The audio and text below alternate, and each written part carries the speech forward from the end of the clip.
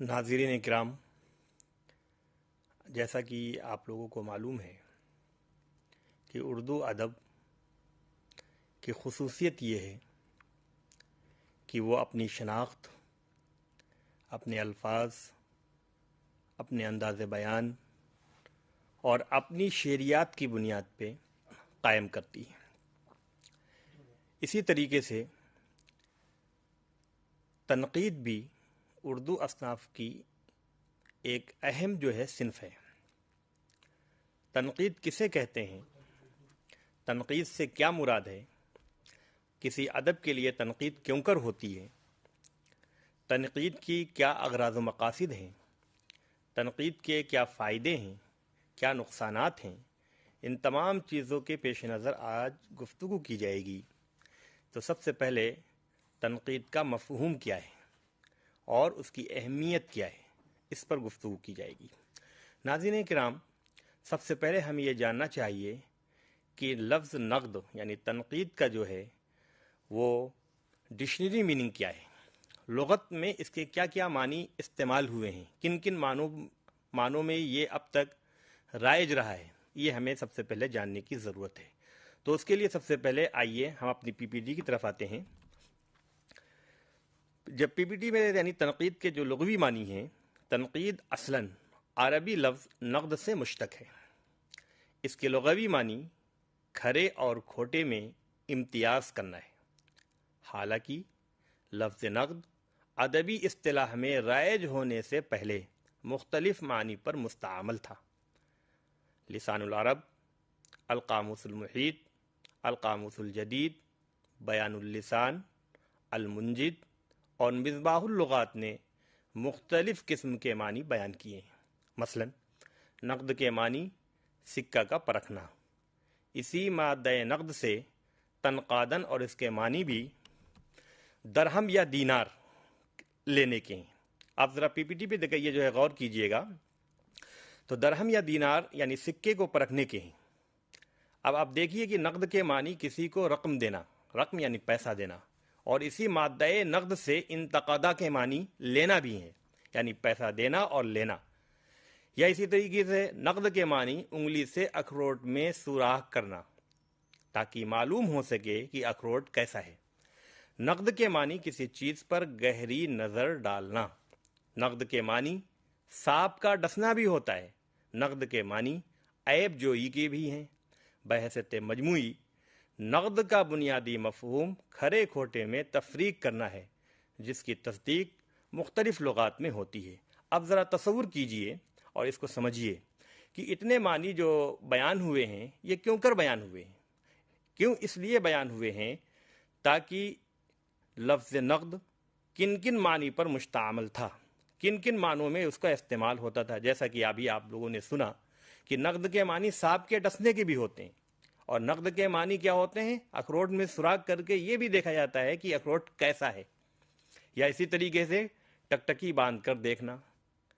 اسی طریقے سے اب دیکھیے کہ ہمارے ماہرین لغات نے، جن لوگوں نے ڈکشنری تیار کی ہے، اس میں کیا کیا معنی رکھے ہیں۔ تو آپ پی پی ٹی کی طرف آپ دیکھیے کہ المنجد میں نقد کے معنی یہ درج ہیں: نقدہ، نقدم و تنقادہ الدراہم، دراہم پرکھنا، الکلامہ، کلام کی خوبی و برائی ظاہر کرنا، نقدہ فلانن و بفلانس سمنا، قیمت نقد ادا کرنا، نقد درہمن، درہم دینا، الطائر الفتح والحبہ، پرندے کا چوچ مارنا، الرجل الشیء و الی الشیء بنظرہ، چپ کے دیکھنا یا تکنا، نقدتہ الحیۃ، سانپ کا ڈسنا، النقاد، روپے پرکھنے والا، تنقید کرنے والا، ایک چھوٹی قسم کی بھیڑوں کا چرواہا۔ یا اسی طریقے سے جو دوسرے ماہرین یہ لغت ہیں، قاضی زین العابدین سجاد میٹھی، بیان اللسان میں نقد کے معنی یہ لکھتے ہیں: نقد وہ چیز جو ہاتھ کے ہاتھ دی جائے، روپیہ، پرکھنا، جانچنا، کسی کو کچھ نقد دینا، چھانٹ لینا، ٹکٹکی باندھ کر دیکھنا، پرندے کا چوچ مارنا، سانپ کا کاٹ لینا۔ یا اسی طریقے سے مولانا عبدالحفیظ بلیاوی مصباح اللغات میں تحریر کرتے ہیں: نقد یعنی پرکھنا، کلام کے عیوب و محاسن کو ظاہر کرنا، چوچ مارنا، نقد ادا کرنا، چپکے نظر ڈالنا اور سانپ کا ڈسنا وغیرہ وغیرہ۔ ناظرین کرام، ابھی جو میں نے مختلف لغات کے حوالے سے آپ کے سامنے نقد کے معنی بیان کیے ہیں، تو اب یہ دیکھیے کہ اس لفظ نقد میں کتنا تنوع ہے، اس کا کینوس کتنا وسیع ہے، کن کن معنوں میں یہ ادبی اصطلاح میں رائج ہونے سے پہلے لفظ نقد کن کن معنوں پر مشتمل تھا۔ ابھی جیسا کہ آپ نے دیکھا مصباح اللغات کے حوالے سے، المنجد کے حوالے سے، نور اللغات کے حوالے سے، اور مختلف ڈکشنریوں میں مختلف معنی درج ہیں۔ لیکن اب اصطلاحی معنی کیا ہیں؟ یعنی یہ کلیئر ہو گیا کہ تنقید کا اصل مادہ جو ہے وہ نقد ہے، یہ عربی زبان سے آیا ہے۔ اس کے معنی مختلف ہوتے ہیں، پرندے کا چوچ مارنا، سانپ کا ڈسنا، ٹکٹکی باندھ کے دیکھنا، یا اسی طریقے سے اخروٹ میں سوراخ کر کے اخروٹ کا جائزہ لینا کہ اخروٹ کیسا ہے، یا اسی طریقے سے نقد روپیہ دینا یا لینا۔ ان تقاضا کے معنی لینے کے بھی ہوتے ہیں اور دینے کے بھی ہوتے ہیں۔ تو اس طریقے سے آپ نے دیکھا کہ نقد کے مختلف معنی جو ہیں ڈکشنریوں میں محفوظ ہیں۔ اب لیکن اس تنقید کا اصطلاحی معنی کیا ہے، اب اس پہ ہمیں غور کرنے کی ضرورت ہے۔ تو آئیے اپنی پی پی ٹی کی طرف یہ جو ہے نظر ڈالیے تو پتہ چل جائے گا۔ سید عابد، یہ تو سب سے پہلے یہ ہمیں سمجھنا ہے کہ مذکورہ جن لغات، یہ جو لغوی معنی کو میں نے بیان کیا ہے، اس کی پیشکش سے یہ بات واضح ہو جاتی ہے کہ لفظ نقد ادبی اصطلاح میں رائج ہونے سے پہلے مختلف معنی کا متحمل تھا، لیکن جب بھی اس کا اطلاق کیا جاتا ہے تو اس سے مراد کسی چیز کے جانچنے اور پرکھنے کے ہی ہوتے ہیں، جس کو سید عابد علی عابد نے ان الفاظ میں واضح کیا ہے۔ اس یعنی تنقید کا ماخذ عربی لفظ غربال سے ہے، جس سے انگریزی میں کلمہ گریبل برآمد ہوتا ہے۔ غربال کی اصل لاطینی ہے، اور اس لاطینی اصل کا تعلق کلمہ کریٹ سے ہے۔ کریٹ کے معنی ہے پھٹکنا، چھان پھٹک کرنا وغیرہ وغیرہ۔ تو ناظرین کرام، اب آپ نے اصطلاحی معنی بھی سمجھ لیے، اب آئیے تنقید کی اہمیت پہ تھوڑا سا غور کرتے ہیں۔ اصطلاحی معنی میں تنقید ایک تجزیاتی عمل ہے، جس کے تحت شعر و ادب کے محاسن و معائب کی توضیح اور قدر و قیمت کا تعین کیا جاتا ہے۔ یعنی کسی ادبی فن پارے کا مطالعہ کر کے اس کے حسن و قبح کو، یعنی اچھائی اور برائی کو ما اسباب و علل پیش کرنا اور اس کے مقام یا معیار کا تعین کرنا ادبی تنقید کہلاتا ہے۔ تنقیدی عمل ایک ایسا فکری نظام ہے جس کے ذریعے شعر و ادب میں بتدریج ارتقاء ہوتا ہے۔ یہ ارتقاء کس طریقے سے ہوتا ہے؟ یعنی اگر ادب میں تنقیدی شعور نہ ہو یا تنقید کی کارفرمائی نہ ہو تو پھر یہ جانا ہی نہیں جا سکتا کہ اچھا ادب کیا ہے اور برا ادب کیا ہے۔ یعنی کسی ادب کو پرکھنا، جانچنا، پھٹکنا، اس کی تشریح و توضیح کرنا اور اس کا تعین قدر کرنا، یعنی اس کے مقام کا تعین کرنا، یہ تنقید کا بنیادی کام ہے۔ تو اس بات سے یہ بات واضح ہو جاتی ہے کہ تنقید کے بنیادی دو کام ہیں۔ پہلا کام کیا ہے؟ کسی فن پارے کا، یعنی جب کہ کوئی نقاد کسی شعر و ادب کی تشریح، توضیح اور اس کا تعین قدر کرتا ہے تو وہ تنقید کہلاتی ہے۔ یہاں تک بات واضح ہو گئی۔ اب سوال یہ پیدا ہوتا ہے کہ تنقید کرنے کے لیے کچھ اصول ہوتے ہیں، کس روشنی میں آپ کوئی فیصلہ کریں گے؟ آپ بازار پہنچے، بازار میں دیکھا سیب، آپ نے دیکھتے ہی فون کہہ دیا یہ سیب اچھا ہے، اور دوسرا سیب دیکھا آپ نے کہا یہ سیب خراب ہے۔ آپ نے یہ فیصلہ کس بنیاد پہ کیا ہے؟ پتہ یہ چلا کہ آپ کے ذہن میں اچھے اور برے سیب کی تمیز موجود ہے، اصول موجود ہے، آپ کو معلومات ہے، اس روشنی میں آپ نے فوراً فیصلہ کر دیا کہ یہ سیب اچھا ہے اور یہ سیب خراب ہے۔ اسی طریقے سے ادب کو پرکھنے کے لیے بھی اصول ہوا کرتے ہیں۔ یہ اصول کیسے بنتے ہیں؟ یہ اصول ہمیشہ ادب ہی سے بنائے جاتے ہیں۔ تو لہٰذا اس بات کو ہمیں سمجھنا ہے کہ لفظ تنقید کا جو اصطلاحی مفہوم ہے وہ اصطلاحی مفہوم یہی ہے کہ کسی شعر و ادب کی اچھائی اور برائی کو ما اسباب و علل پرکھنا اور جانچنا تنقید کہلاتا ہے۔ کیوں میں یہ دعویٰ کروں کہ یہ شعر اچھا نہیں ہے تو یہ تنقیدی جملہ نہیں ہوگا۔ اگر مثلاً غالب کے ایک شعر پڑھیں، کوئی بھی شعر لے لیجئے، نقش فریادی ہے کس کی، شوخی تحریر کا، کاغذی ہے پیرہن ہر پے کرے تصویر کا۔ اب اس پہ کوئی یہ بیان دے کہ یہ شعر اچھا نہیں ہے تو یہ آلوچنا نہیں ہوگی، بلکہ یہ باضابطہ طور پہ کیا ہے، یہ ایک برائی بیان ہو رہی ہے۔ ہاں اگر یہ کہیں یہ شعر اچھا نہیں ہے اس لیے کہ اس میں یہ کمیاں ہیں. جب تک کمیوں کی وضاحت نہ کی جائے گی تنقید نہیں کہلائے گی. تو اب یہ بات بھی واضح ہو گئی کہ تنقید کے لیے لازم ہے کہ شعر و ادب کی تشریح، توضیح اور اس کی تقدیر میں اس کے اسباب بیان کیے جائیں، اس کے وہ نکات بیان کیے جائیں جس سے شعر اچھا ہے، یا وہ نکات بیان کیے جائیں جس سے شعر میں کوئی کمی واقع ہوتی ہے. تو یہاں سے یہ بات واضح ہو گئی کہ جب نقاد کسی شعر و ادب کی تشریح، تفہیم، تجزیہ اور اس کا تعین قدر کرتا ہے تو وہ ادبی تنقید کہلاتی ہے. اب ذرا تصور کیجئے کہ ادبی تنقید کا تعلق ہی ہر صنف سے. اب شاعر جب کوئی شاعری کرتا ہے تو اس کے ذہن میں یقیناً ایک خاکہ ہوتا ہے.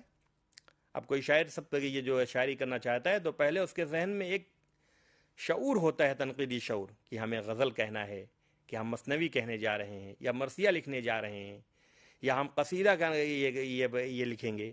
تو یہ پہلے ایک خاکہ یہ جو ہے فنکار کے ذہن میں پیدا ہو جاتا ہے. یہ خاکہ جب پیدا ہوتا ہے تو یہ اس کے یعنی خالق کے اندر، فنکار کے اندر ایک تنقیدی شعور ہوتا ہے. اب اس کو معلوم ہے کہ اگر مان لیجئے قصیدہ لکھتے ہیں تو قصیدہ سے کہاں سے شروع ہوتا ہے؟ قصیدے کا آغاز تشبیب سے ہوتا ہے. تو جب بھی وہ یہ جو ہے قصیدہ لکھے گا تو وہ اسی اصول کا اطلاق کرے گا، یعنی اس کا امپلیمنٹ کرے گا. یہ انہی اصولوں کا، یعنی وہ اپنے قصیدے کا آغاز تشبیب سے کرے گا. اب تشبیب میں پہلے مطلع ہوتا ہے، تو شاعر کیا کرے گا کہ پہلے قصیدہ لکھنے کا جب لکھنے کا آغاز کرے گا تو مطلع لکھے گا. اب یہ سارے اصول بنائے کہاں سے گئے ہیں؟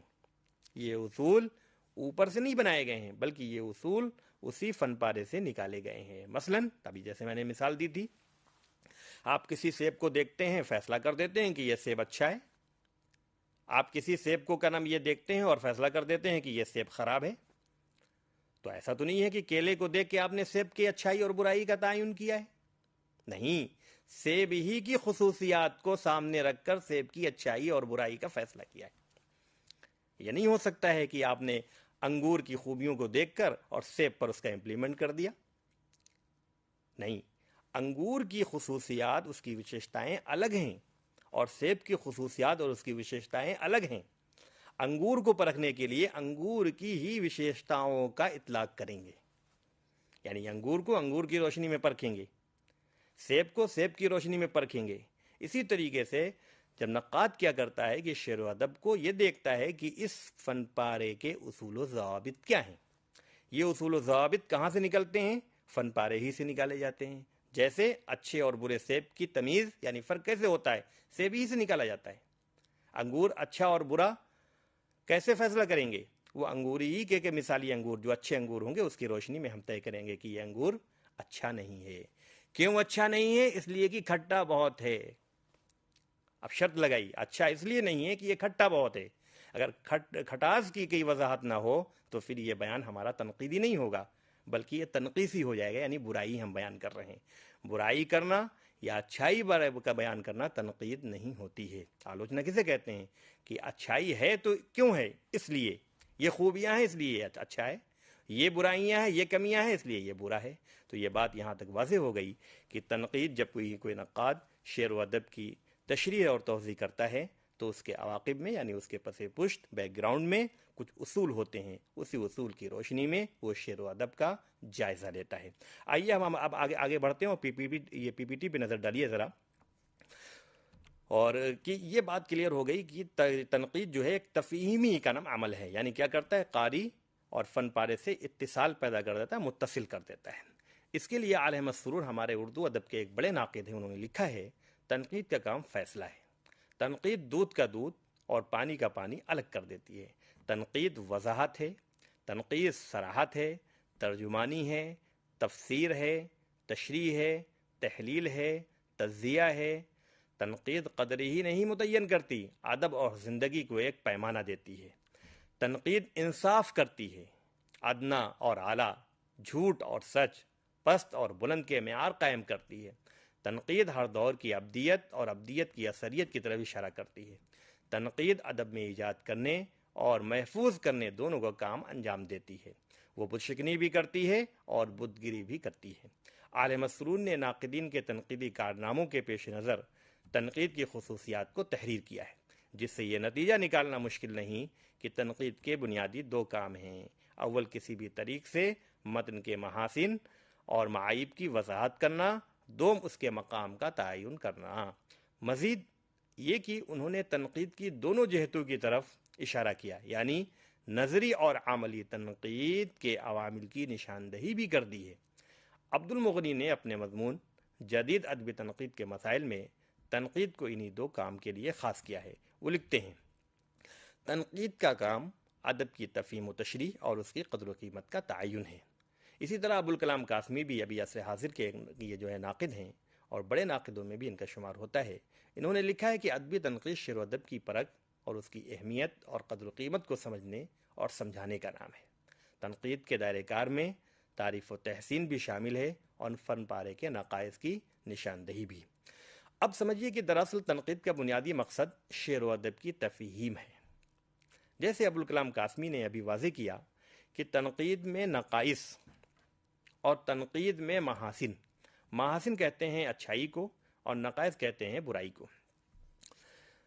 آٹومیٹک جب یہ ہوتا یہ ہے کہ جب کوئی کسی چیز کے متعلق ہم فیصلہ کرتے ہیں تو ہم دو ہی رخ میں جاتے ہیں، یا تو یہ صحیح ہے یا یہ غلط ہے، یا یہ اچھا ہے یہ اچھا نہیں ہے، یہ خوبصورت ہے یا یہ خوبصورت نہیں ہے۔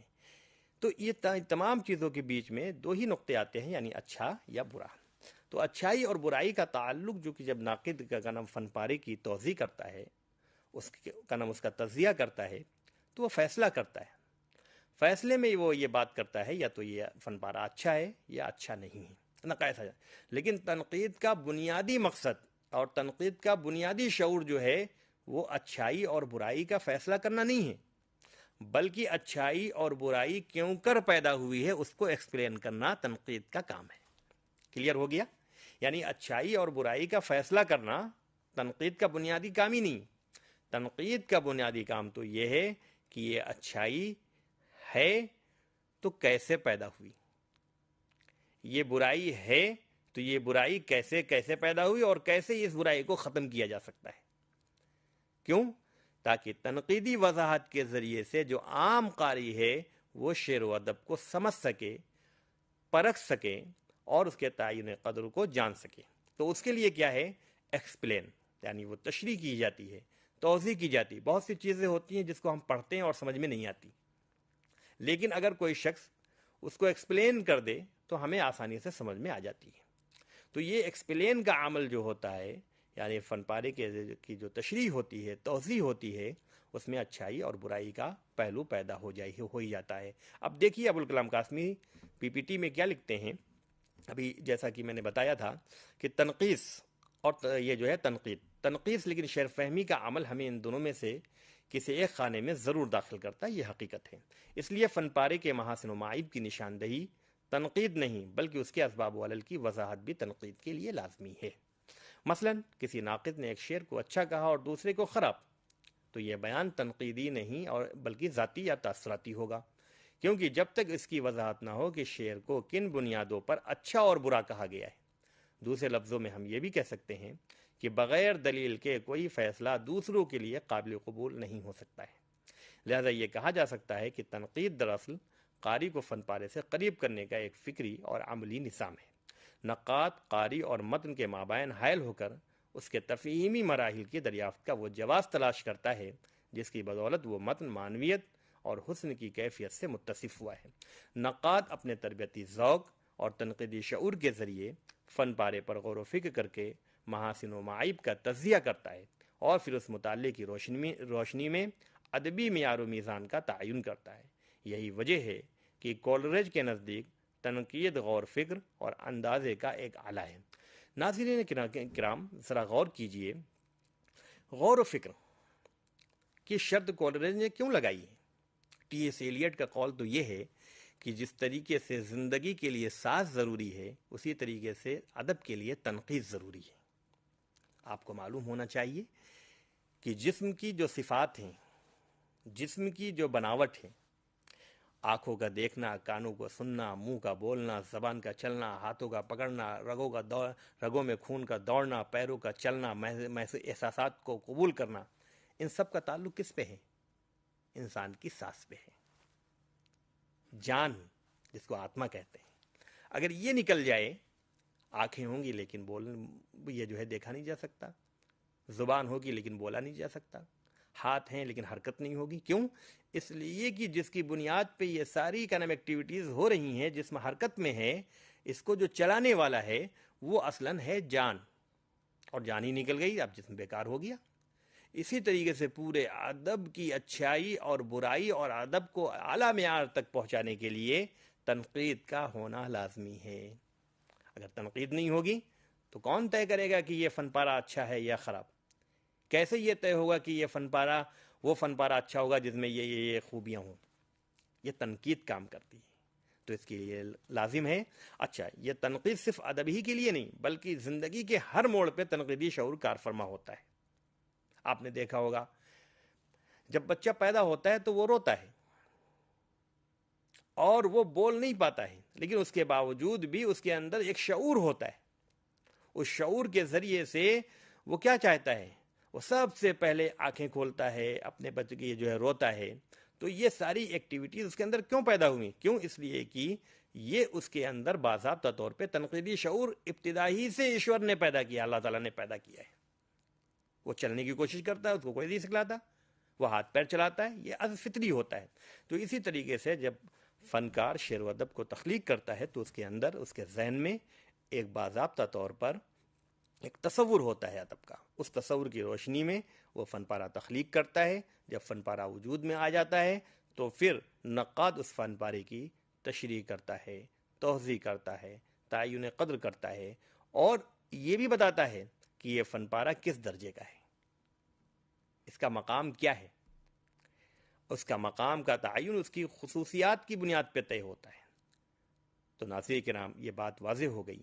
ایک مغربی مفکرین نے تو یہاں تک کہا ہے کہ سنگ تراش جب کسی پتھر کو سامنے رکھتا ہے اور اس پتھر میں پھر تصویر کشی کرنا، جب مصوری کرتا ہے، کوئی اسٹیچو بنانے کی کوشش کرتا ہے، تو وہ اسٹیچو جو اس کو بنانا ہے وہ اس کے ذہن میں پہلے سے آ جاتا ہے. تبھی وہ اپنے ہتھوڑی اور چھینے کے ذریعے سے وہ اس کو کاٹنا شروع کرتا ہے، پتھر کو وہ اس پہ غور کرتا ہے، اور پھر اس کے بعد وہ ابھر کر جو تصویر آتی ہے وہ تنقیدی شعور کی بنیاد پہ آتی ہے. ورنہ وہ بنا رہا ہوتا ہے مور اور بن جائے گا کہ یہ جو ہے چیتا نہیں، اس کے ذہن میں خاکہ ہوتا ہے. تو اسی طریقے سے فنکار کے ذہن میں بھی فن پارہ تخلیق کرنے سے پہلے ایک خاکہ ہوتا ہے. اب وہ تصویر جب بن کے سامنے آ گئی، وہ اسٹیچو آ گیا. اب غور کرتے ہیں، لوگ کہتے ہیں او بار بار کیا خوبصورت اسٹیچو ہے. تو اس اچھے اسٹیچو کی جو تفسیر بیان کی جا رہی ہے یہ ایک تصور ہے، ایک اس کا اصول بنا ہوا ہے کہ اچھا یہ جو ہے اسٹیچو وہ ہوگا جن میں یہ خوبیاں ہوں گی. اسی طریقے سے شعر و ادب کی اچھائی اور برائی کو پرکھنے کے لیے ہمارے ناقدین نے باضابطہ طور پر جو اصول بیان کیے ہیں وہ اصول شعریات کہلاتے ہیں. ابھی جیسے میں نے غالب کا ایک شعر پڑھا تھا، نقش فریادی ہے کس کی شوخی ہے تحریر کا، کاغذی ہے پیرہن ہر پے کرے تصویر کا. اب کوئی شخص یہ کہے کہ یہ شعر اچھا نہیں ہے، اچھا اس لیے نہیں ہے کہ اس میں غم کا بیان نہیں ہوا ہے، اس میں غم کو بیان نہیں کیا گیا، اس میں دکھ کو بیان نہیں کیا گیا ہے. تو اگر یہ بات کہے تو یہ اس کا بیان تنقیدی نہیں ہوگا. کیوں؟ اب ہم کو دیکھنا ہے یہ شعر غزل کا ہے، اور غزل میں ہر طرح کے مضمون آ جاتے ہیں. لہذا غالب کا یہ جو شعر ہے یہ غزل کے اصول کے مطابق پرکھا جائے گا. نقش فریادی ہے کس کی شوخی ہے تحریر کا، کاغذی ہے پیرہن ہر پے کرے تصویر کا. اب اس کو ایکسپلین کرنا ہے، کیا مطلب؟ اس میں سمجھ نہیں پائے ہم نے اس شعر کو پڑھا لیکن ہم اس کو سمجھ نہیں پائے. تو اب ناقد کیا کرتا ہے؟ اس کو ایکسپلین کرتا ہے. کیسے ایکسپلین کرتا ہے؟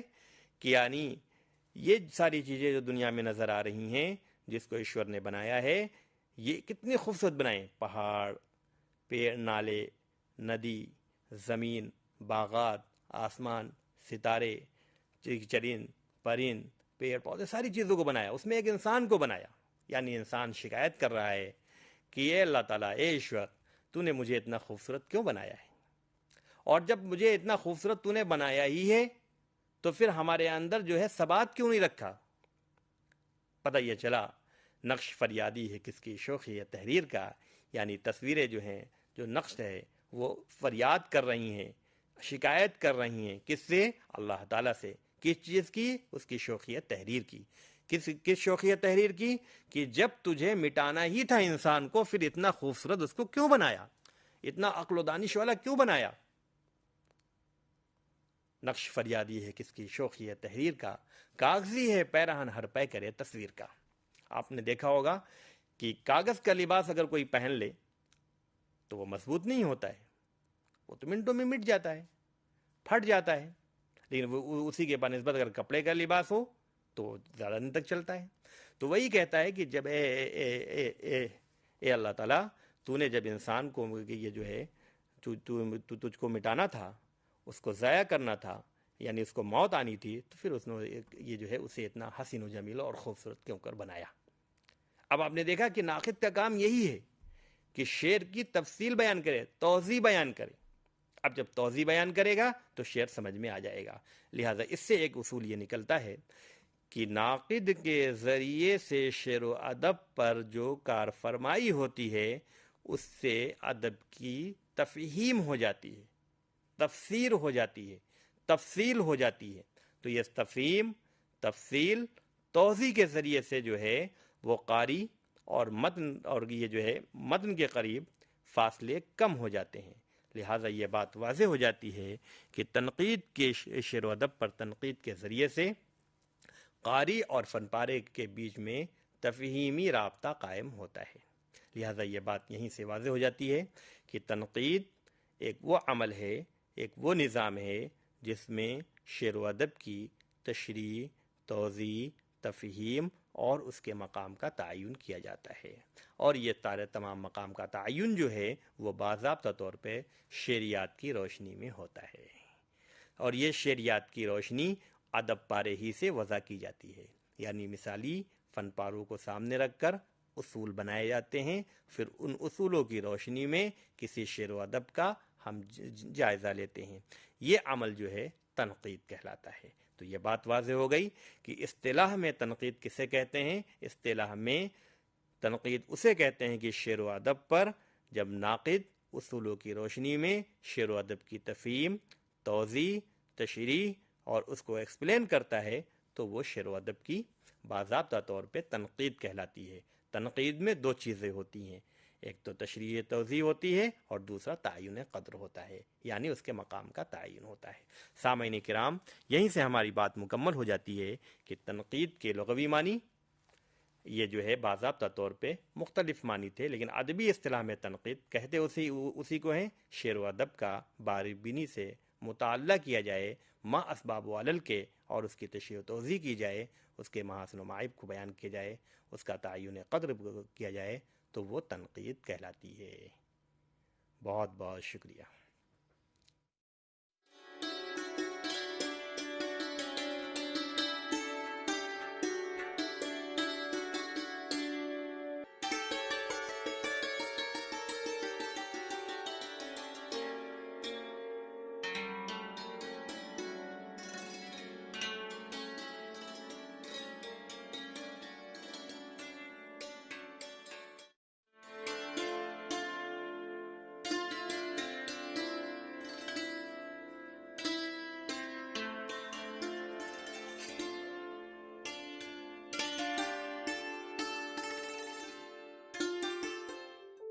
Do you wish to be part of a television studio like this, or any other media system, or already part of any media system, want to enhance a new set of skills? Welcome to School of Journalism and New Media Studies. Here in the School of Journalism and New Media Studies, we are offering program for all set of people to learn and enhance their media skills. The vision of School of Journalism and New Media Studies is to generate a new set of professionals in the area of media and communication studies with understanding about role of media in the national development and global understanding. We offer innovative programs in the field of journalism and mass communication that sets the benchmark of high quality learning and teaching process at the national level. We offer these programs across the country with the help of our regional network as well as study center. Same manner, many of our programs are offered through online mode with a sophisticated learning management system. SOJNMS offers programs from PhD in Journalism and Mass Communication till certificate level. We have Masters in Journalism and Mass Communication. The eligibility is Bachelor's degree, and we are introducing this program in 3 languages: Hindi, Tamil and English.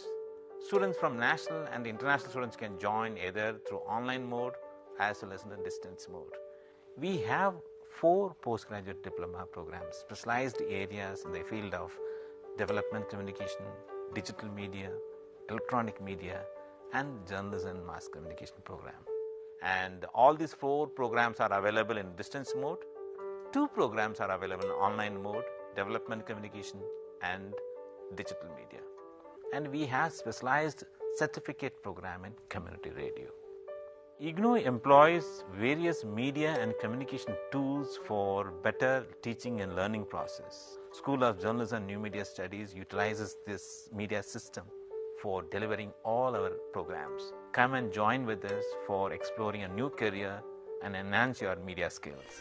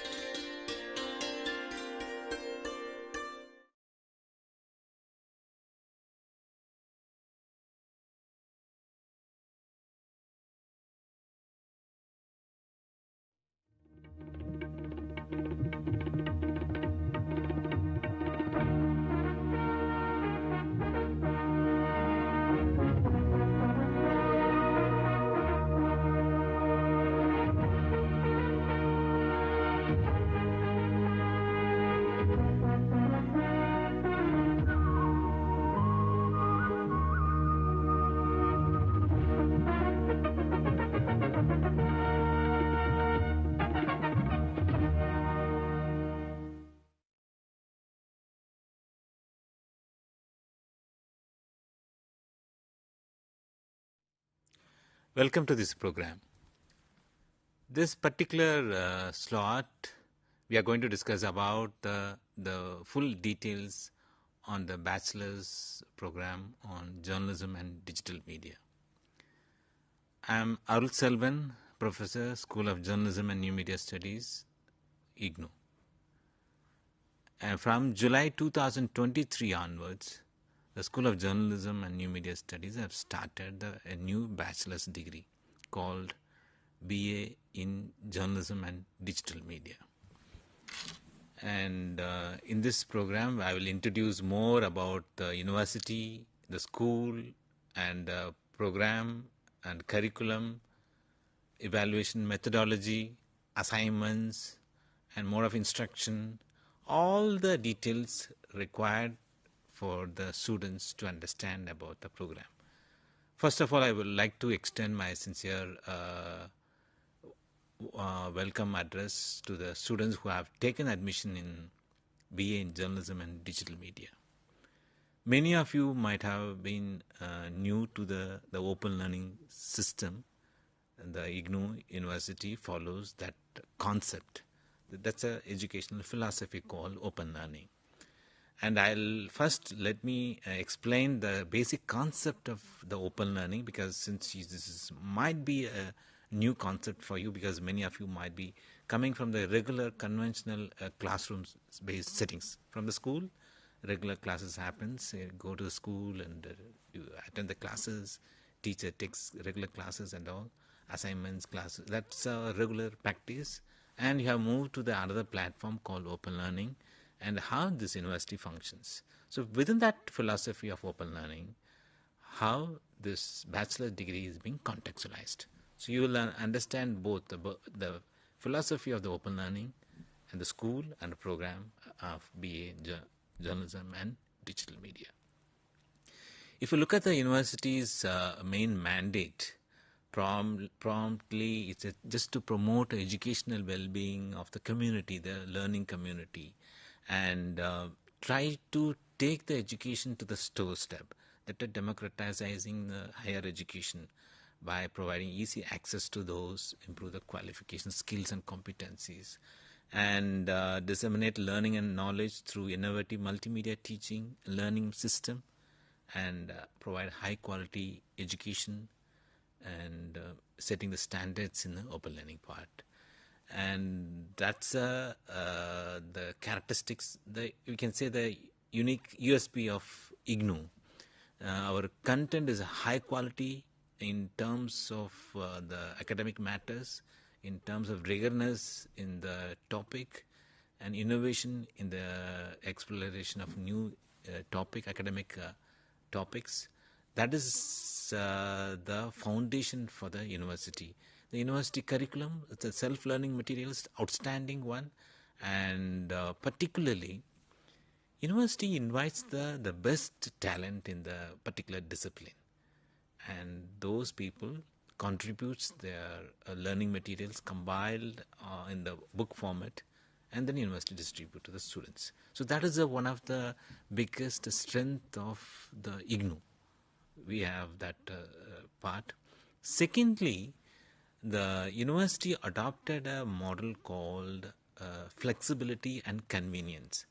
Flexibility and the convenience in the sense, here the classrooms are not happening regularly, so attendance is not mandatory. And instead of classroom teachings, we have converted the teacher's role in the book format. So books are being provided in the printed copy as well as in a soft copy. Online website eGAN Ghosh is a repository of all the self-learning materials and written by renowned academicians and professionals, and high quality content. So that is a part. And convenience and flexibility in the sense, you can pursue this program as per your own speed. You can fix your own speed in which how much time you want to spend with the program. Because the inherent characteristic of the university is once you register for a program, you can complete the program at the minimum period, and there is university gives a maximum period also. So let me come to the bachelor program, you can understand that.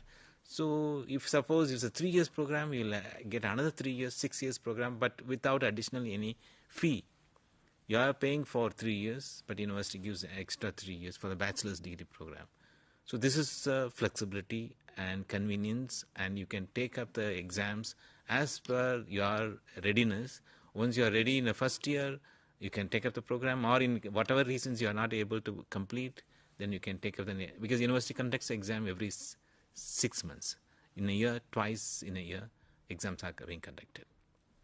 So this is the structure: flexibility, convenience, high quality, and equity. Equity in the sense, the majority of the programs, almost all the programs are economically viable in the sense, it's not very expensive for students to afford education, and not necessary to pay the full amount, full tuition fee in one go.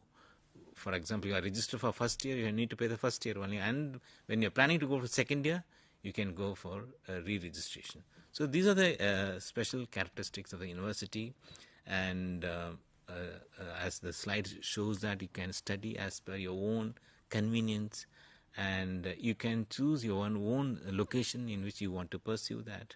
And the university adopted the model of headquarters, regional centers, and study centers. And the flexibility in choosing the courses, combination of courses, variety of subjects are being given, and and multiple mode and modern communication technology tools are being used to deliver the teaching learning process. So these are the hallmark, the USP, the characteristics of the university. So in this platform, the BA in journalism and digital media is being provided. And in IGNOU, there are 21 schools of studies are available, and the School of Journalism and New Media Studies is one of the 21 schools. And we are dealing with a variety of the programs, journalism, electronic media, digital media, advertising, communication research. There are about 13 academic programs are being offered through School of Journalism and New Media Studies. One such program is Bachelor's in Journalism and Digital Media. The school is founded in 2007, and it aims to provide a high-quality academic program in the field of journalism and media studies. And primarily the school wanted to address the ongoing communication revolution. So that is one of the reasons why the school launched a BA in journalism and digital media, and we have masters in digital journalism and digital media. So there is two programs offered the same subject, the bachelor's level as well as the master's level.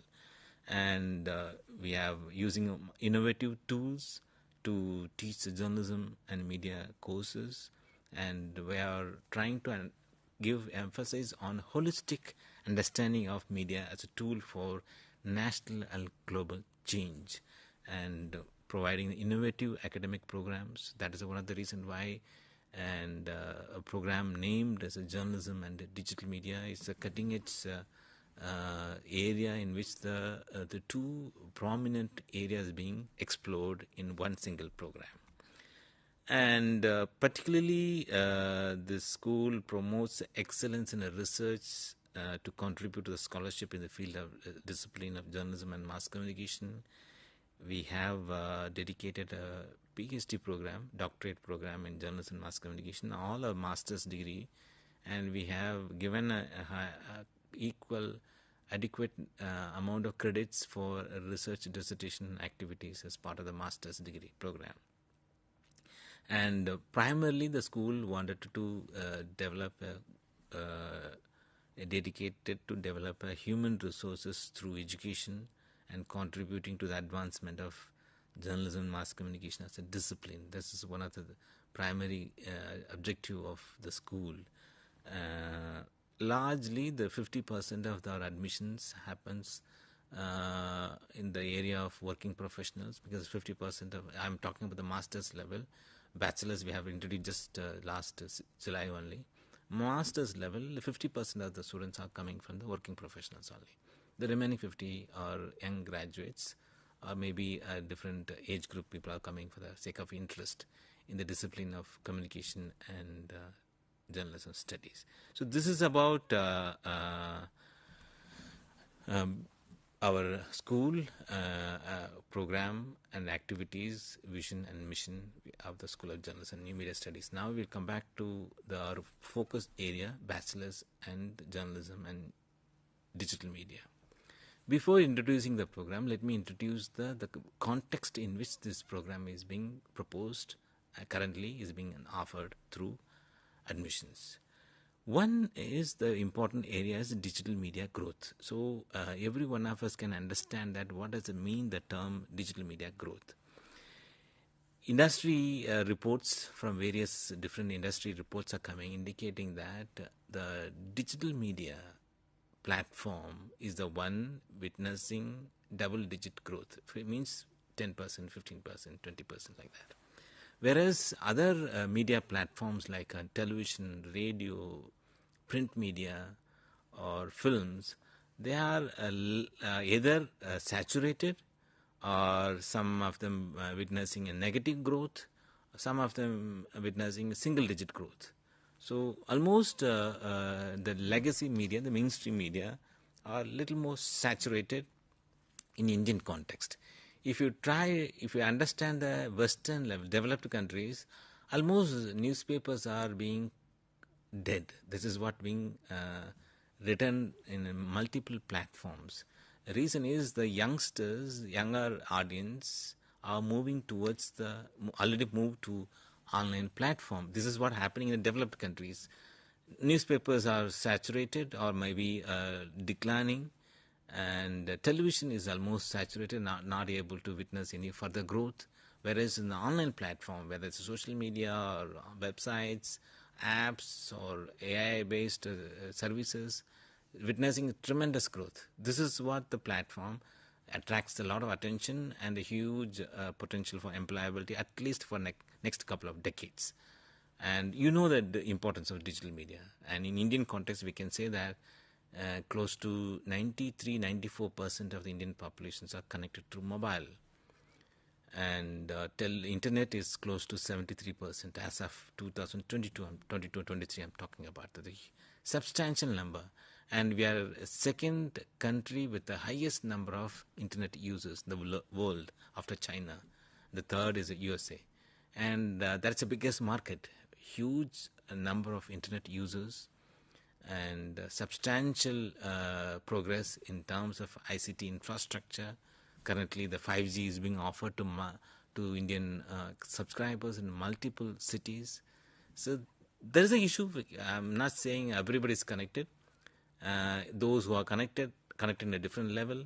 There is a lot of issues in terms of access, in terms of understanding. We call this a digital inequality. So digital media and inequality, that needs to be understood in an Indian context. So, but a substantial growth is happening in this platform. This is one of the reasons why focus is being given to the digital media. Then the impact of ICT and communication infrastructure. This is the last 2 decades. Substantial expansion of IT and in communication infrastructure lead to significant growth in both digital media and communication technology. This is one we have gone too far in terms of wireless technology. We're starting with mobile connectivity, and you can see multiple generations from 2G, 3G, 4G to 5G. All these generations indicate that higher levels of data transmission, better connectivity, and better connectivity means you can access the resources continuously 24/7 without any interruption. Depends upon the level of your handset you have. So that the increase in the infrastructure leads to more proliferation of more technological adoption and more number of internet users have come. So we have the market. The India second largest internet users and mobile connectivity. It's a mobile rich nation that has been also being termed as because of wireless adoption is highest in the world.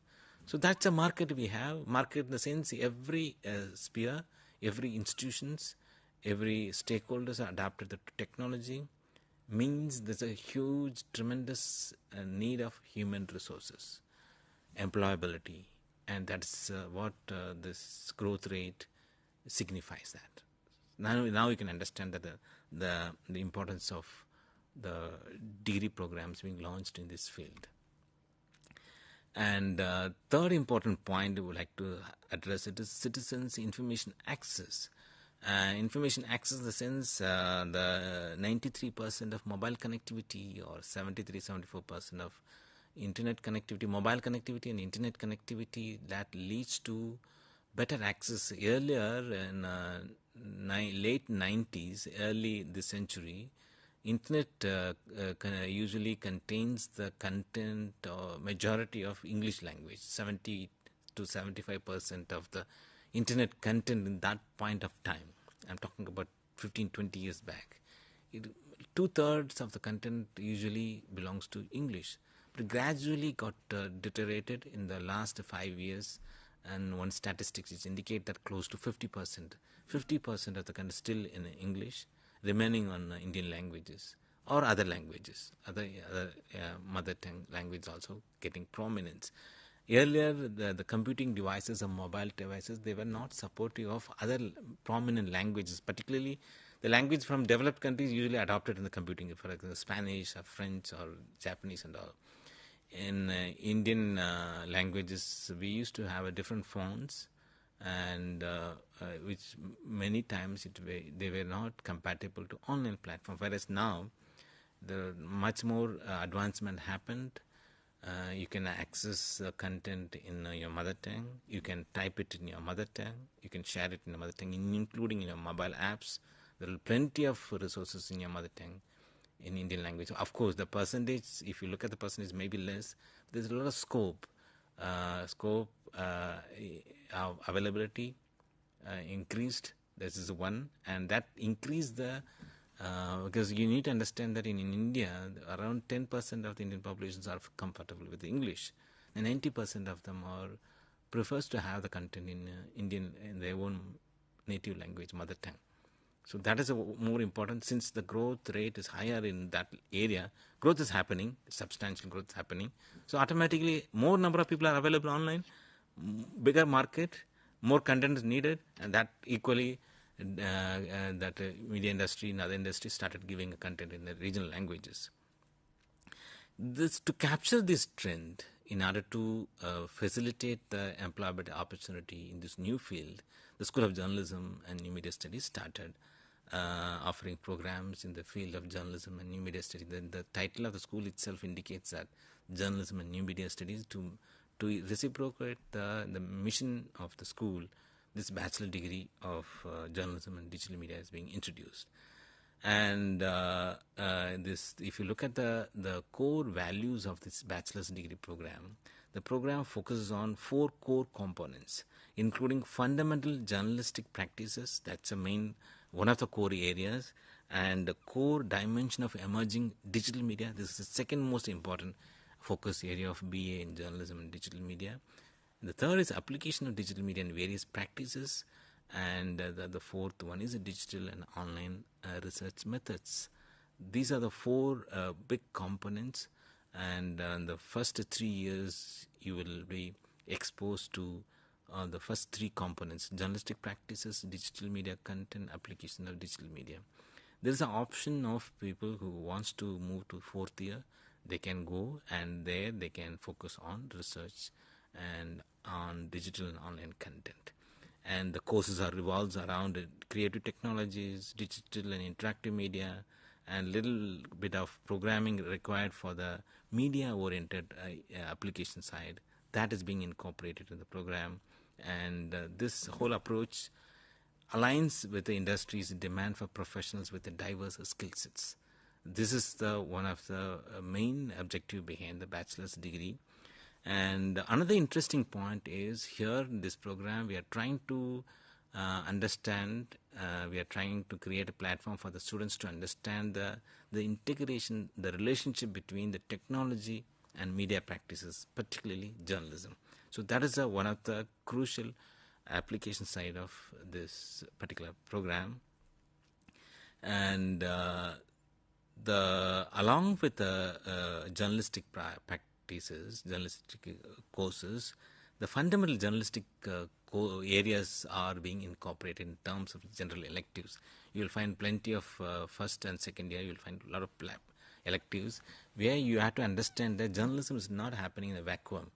Journalism is an area in which it touches all the stakeholders, politics, cinema, crime, international development, and environment, climate change, pollution. If you look at the newspaper, whatever the topic is covered, that all, I think there is no area is exempted from the journalism and all. So in order to be part of the journalistic practices, students should know the basics of all the basic areas. That's one of the reasons why we have incorporated many general electives in the first and second year courses. And then the third year we have the basic research methodology subject, as well as there's courses related to research methods, particularly in the field of online digital media. So these are the broad area of bachelors in journalism and new media studies. And what's the benefit of pursuing bachelor's degree? So that is one of the pertinent questions usually the student thinks about that.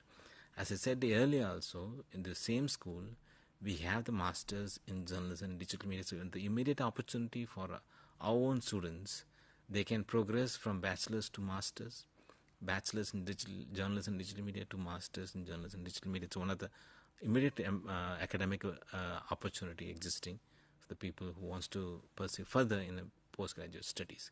Or else they can pursue masters in their respective area, for example, advertising or journalism or digital media or research.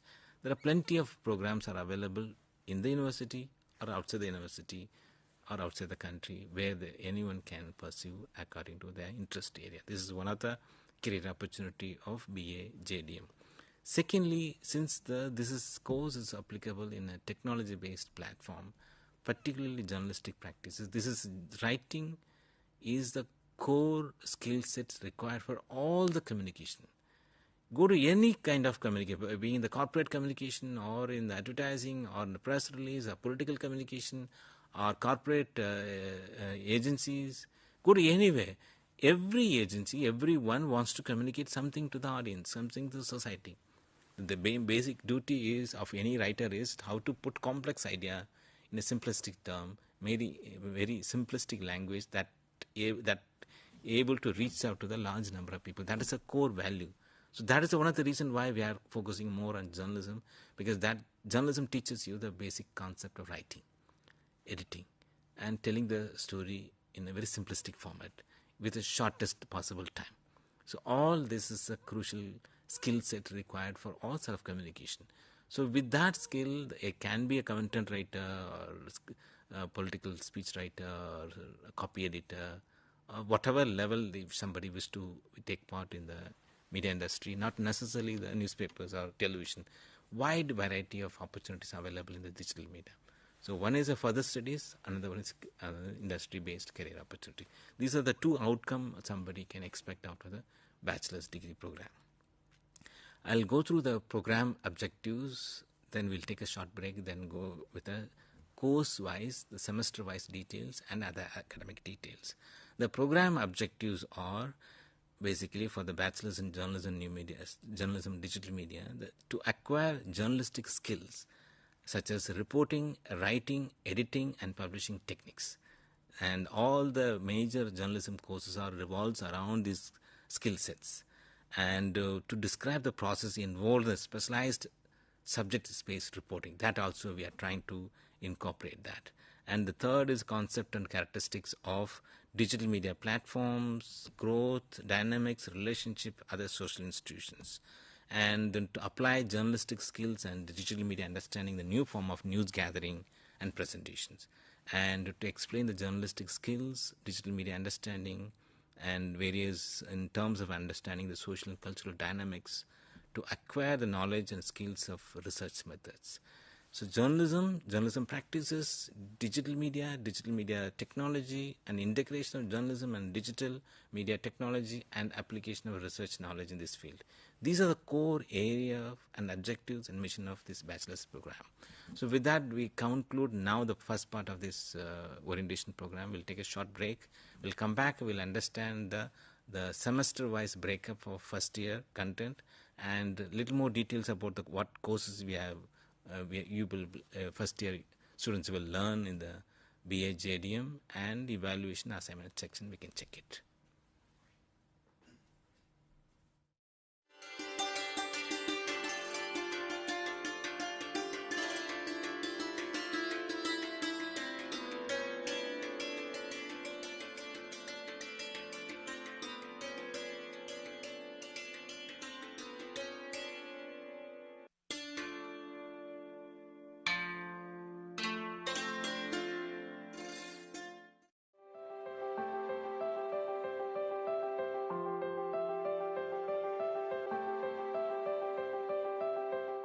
Are you interested in television journalism or radio journalism or online journalism? Or do you want to learn with the flexibility of open learning?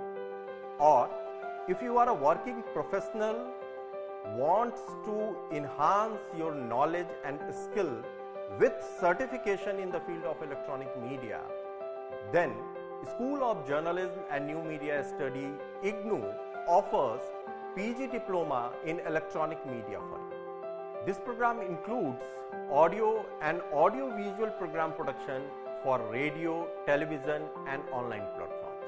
Here are some important details about the program. We have total 8 courses of 32 credits, 6 theory courses, 1 practical and 1 project. Eligibility: bachelor's degree in any subject. Minimum duration 1 year, maximum 3 years. Medium is English, but students can write their examinations, assignments, practical and project in Hindi also. So if you are interested in television, radio or online media, please come and join IGNOU's PG Diploma in Electronic Media.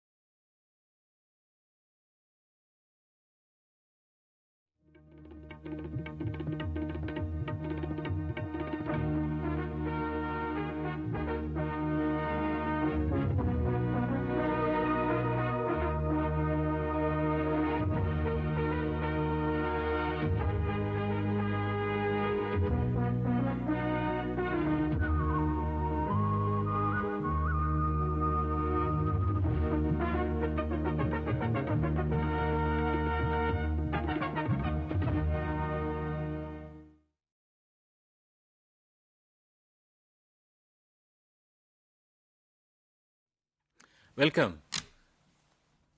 Earlier session, we were talking about the importance of digital media in the contemporary scenario.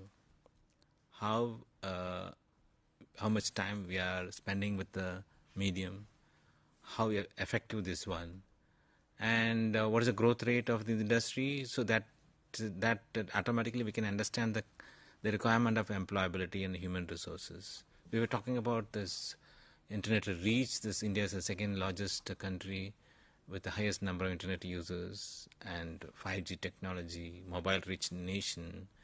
So in order to take the benefit of this digital India, digital media advancements, the School of Journalism and New Media Studies of IGNOU started a new bachelor's program called BA in Journalism and Digital Media. We were talking about the background, context, significance of this platform, digital media platform, in which how this academic program got contextualized. Now let us understand the academic details of this bachelor's program, and particularly understand that how important this. We were talking about the importance of digital media in the larger context. Let me give one example of how much this medium is important for individuals. For example, in the 24 hours time, and how much time we have spent with a particular activity, talking to the parents, talking to the friends, staying in the public area, traveling, spending time in office or school, everything.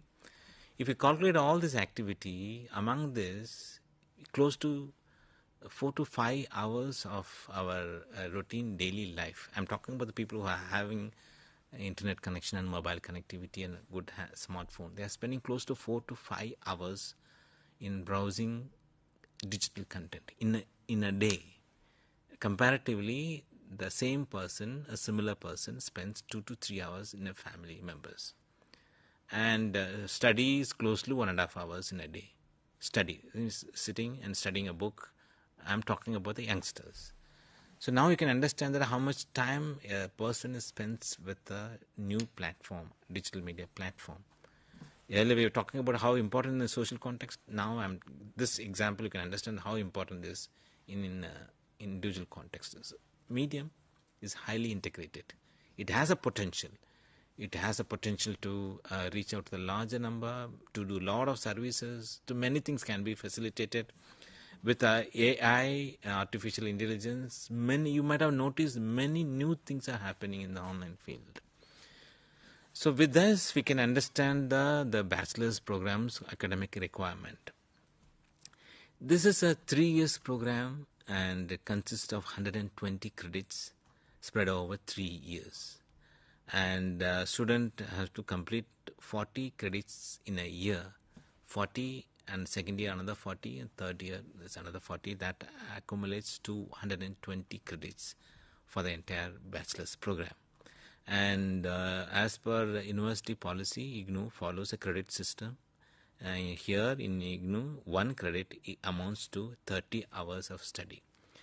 And a large number of courses are either 6 credit or 4 credit. So that's a combination of courses we have in the bachelor's level. And altogether in a year, you are supposed to spend 1,200 study hours for 40 credits of your first year. Similar number of hours in the second year and third year. How these numbers are distributed, you need to understand that here in IGNOU system, classes never happens. Only counseling sessions happens. So instead of classroom teaching, we have written the materials, printed. The copies are given in a hard copy and a soft copy format. You are expected to read all the books in a sequential manner to understand the unit's content, significance in terms of academic relevance. And the beauty of the university content is, I told in the earlier session also, it's the high quality materials. It's being structured in a manner that it looks like that a teacher is talking to you about a particular given subject. And the unit structure, if you look at that, starts with the introduction and basic concept. In between the units, you will find check your progress. At the end of the unit, you will find the probable answer also. So just to make sure that whatever you have learned in the first part of the unit, check your understanding, then move to second part, check your understanding, then move to third part. Like that goes on, that understand the introduction and the summary point of view. Every unit ends with the key terms as well as the future further reading. So you can, in case you want to learn more about the subject, you can refer to those materials available in a library or online resources. So this is the structure, and each unit requires approximately 3 to 4 hours of study. So 4 credit course means approximately 15 to 18 units are there. 15 or 16 or 17 depends upon the nature of the content, the load, the units are being distributed. So if you have the 4 credit, you have 16 units, and you have to multiply that. Each unit you are spending 3 hours. It's close to 55, 56 hours, 60 hours, 60 hours of your time. Half of 50% of your requirement is spending with the reading the materials. And secondly, you are doing assignments, and assignments equally requires 20-30 hours. Then apart from that, university conducts regular counseling sessions. Counseling sessions happens in your study center level. University works in a 3-tier system: headquarters, that's located in Delhi. Then we have regional centers across the country, mainly in the capital cities. And under the regional centers, there are a number of study centers. As a student, your immediate contact point is your study center. All for academic requirements, classes happens, counseling happens there only, and assignments needs to be submitted to your study center. And there are appointed counselors are available that help you. They will help you to understand the concept. If you have any queries, you can check with them to seek more clarification and all.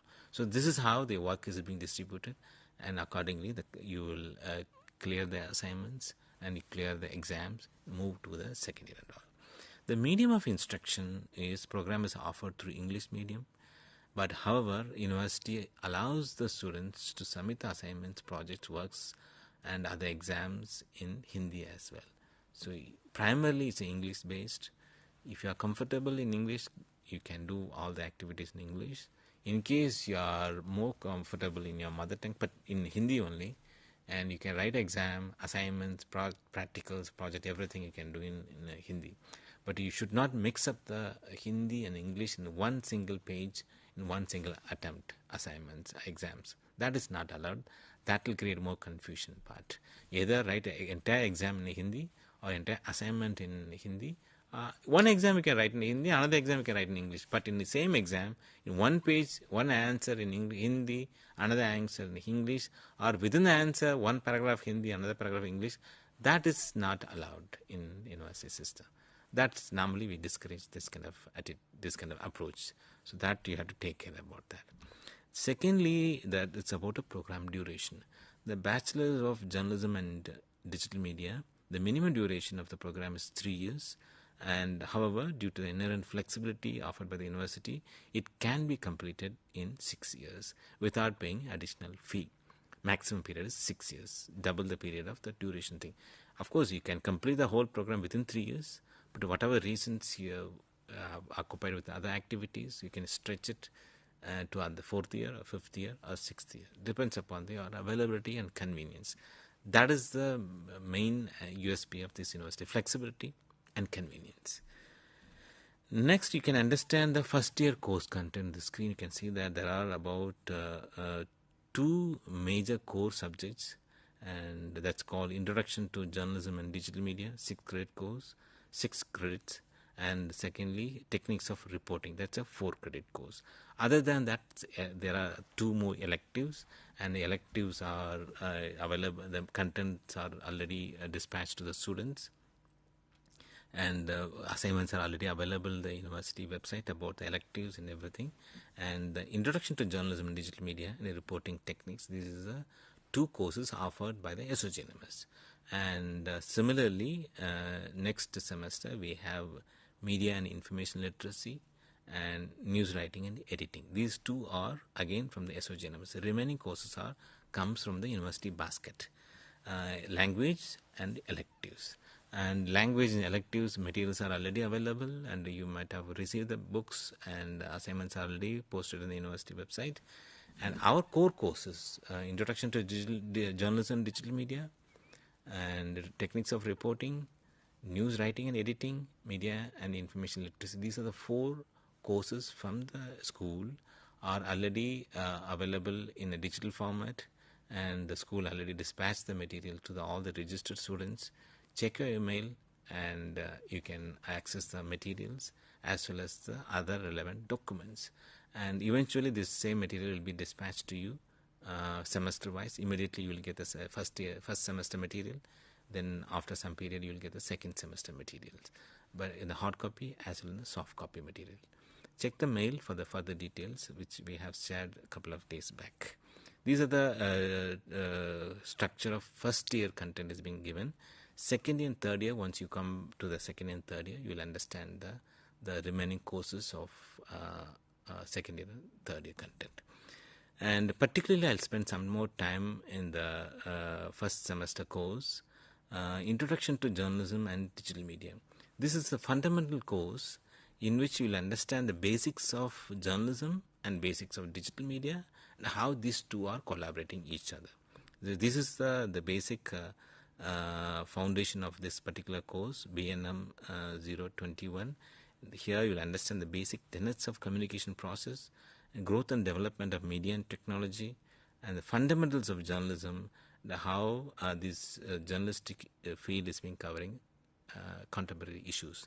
These are the issues are incorporated in the first course, and these are the units. Communication process talks about what is communication and the role of individuals and how many different elements are involved, and there are concept models are available in the communication that's being described in the unit 2. Then there is a emergence of digital media, particularly in Indian context, how it was started, how it got progressed, and what is the current scenario of digital media. So that the third unit is talking about digital media, emergence of digital media. The fourth unit is talking about journalism, digital media and society. This is the unit talking about the relationship between the 3 stakeholders: journalism, digital media and society. What kind of relationship is existing? How one is influencing other, and who's benefiting a lot. So all this is being discussed in the 4th unit called journalism, digital media and society. The next block is about understanding journalism. Here you will understand the basic concept of journalistic practices. Journalism is nothing but telling a recent events to the entire world. Now, thanks to the social media, we don't need to get the updates. We don't need to wait till next day morning. If it's newspaper, it's being printed once in a day. So earlier, a couple of decades back, the entire newspaper industry operates based on the one single day circulation. Audience, the newspaper readers, they used to wait till next day morning. If a major development happens, what kind of story is being printed, or what kind of inputs are given. So major news gets in the morning only. Then television came. The television started the evening broadcast, hourly broadcast, now the prime time, now the latest live broadcast. All this is happening. But with the help of online, now you can see that this is not an hourly basis. It's a continuous. Continuous means as and when the event happens, you'll get to know about the updates continuously. Not necessarily from the media institutions, but large number of information comes from people like you and me, individuals. We can update. Is it difficult to update about the event happened in the city? Just go to any social media account with your mobile, post a picture, or describe in 1 or 2 sentences. If possible, post the video. Even if you are able to show the live part, streaming is possible. So you can see the difference. The newspaper, television, radio, journalism practices are institution based. There is an editor, there is an editorial team, a journalist, qualified journalist.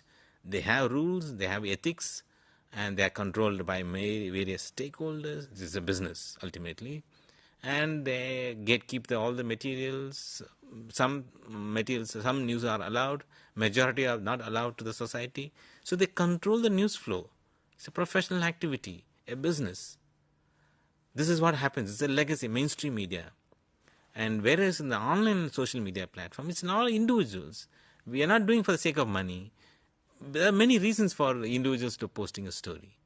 Right. So all these are you will get to know about the difference between the individuals and institutions, how both are integrated or independently working in the field of journalism as well as in digital media. That's what this block is talking about. The next, you can understand the medium, the digital medium. The first, we understood the basic concept of communication, then basic concept of news. Now we'll understand the basic concept of the platform, the digital media platform. Medium is internet as a medium, then digital communication, what is a participatory culture, and social media, social movements and digital media. All this about the platform in which this program is being structured. Next, the last block of course 1 talks about the contemporary issues of digital media. And how we said 93% of mobile connectivity or 74% of internet connectivity. But remember that if it's 74% of internet connectivity, still 26% of the Indian populations are not connected. Even among the 74%, there are a lot of issues. For example, if the services are provided in English, if I am comfortable in my own mother tongue, then there's a disconnect. Unable to get the benefit, unable to participate. Not necessarily language, there are many technical issues. For example, you know that technology adapted in a very fast manner. Every one of us may not be able to catch up the speed. Every third month, some new technology being introduced, new concept is being introduced, new iOS, new operating system, new concept, Android, Windows, many things are happening there. Everybody, youngsters, and they are able to adapt easily. They can do that. Whereas the aged people, over the age, the adoption level goes down. Once the adoption level goes down, so they'll start become very slow. They start distancing themselves from the technological adoption easily. That's what the gap grows. Not only that, the people with the disabilities, people in the marginalized sections where the internet connectivity is less, and language disturbances, many economic issues, and literacy rate, so many variables distract the internet penetration access and all. All these issues are being discussed in the block 4 of BNM 21, Introduction to Journalism in Digital Media. So as a whole, if you look at the course, it talks about the basics of journalism, basics of digital media, basics of communication, and basic issues in this platform. So it introduces the broad idea of journalism and digital media. If we move to the second course, the reporting techniques specifically for journalistic practices, how to collect the story, how to collect the information, how to tell the story, what are the different avenues are there. So talking about the basics of news, it's about reporting techniques, reporting types, reporting tools, and it talks about different levels of reporting, civic reporting, lifestyle, health and education reporting, crime reporting, political, legal. So different levels of reporting, how it operates, how a legal reporter works. Once you become once complete the degree, once you become if you are interested in journalism, if you become a journalist, then how individual areas are operating, you'll get an idea about that, how news are being gathered from different sources, beat reporting, or specialized reporting, feature writing, everything is being covered in this course.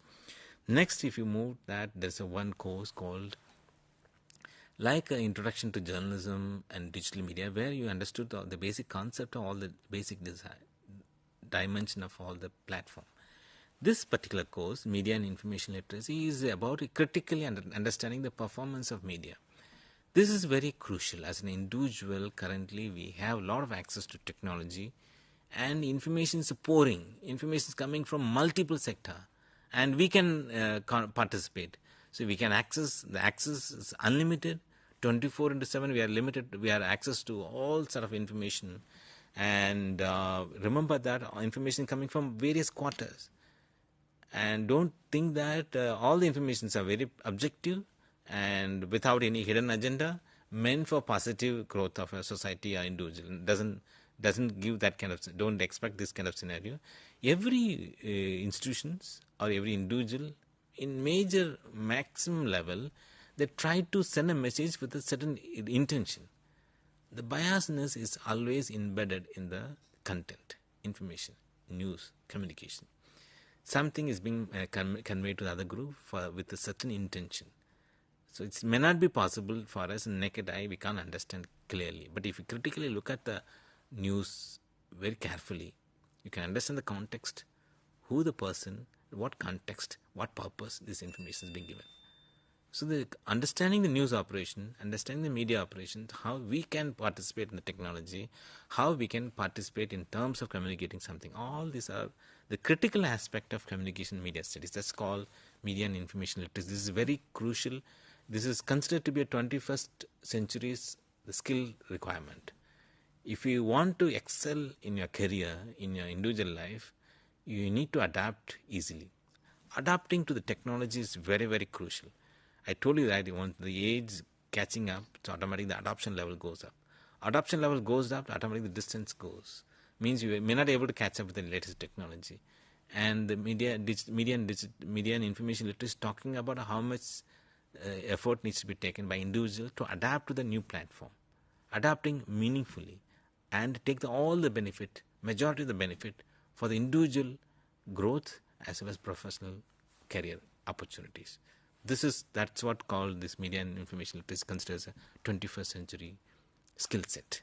So here we are talking about understanding media literacy, how media literacy help us to understand the civic participation, right to information, interacting with the other multiple media content, how media can be used for learning purposes, then how environment can be created for better media literacy scope, what is the role of audience, what is the role of technology and media in society, and what is the freedom of expression, and how news, we talked in the second course talking about techniques of reporting, talks about how news needs to be collected. But here we understand that how newspaper functions.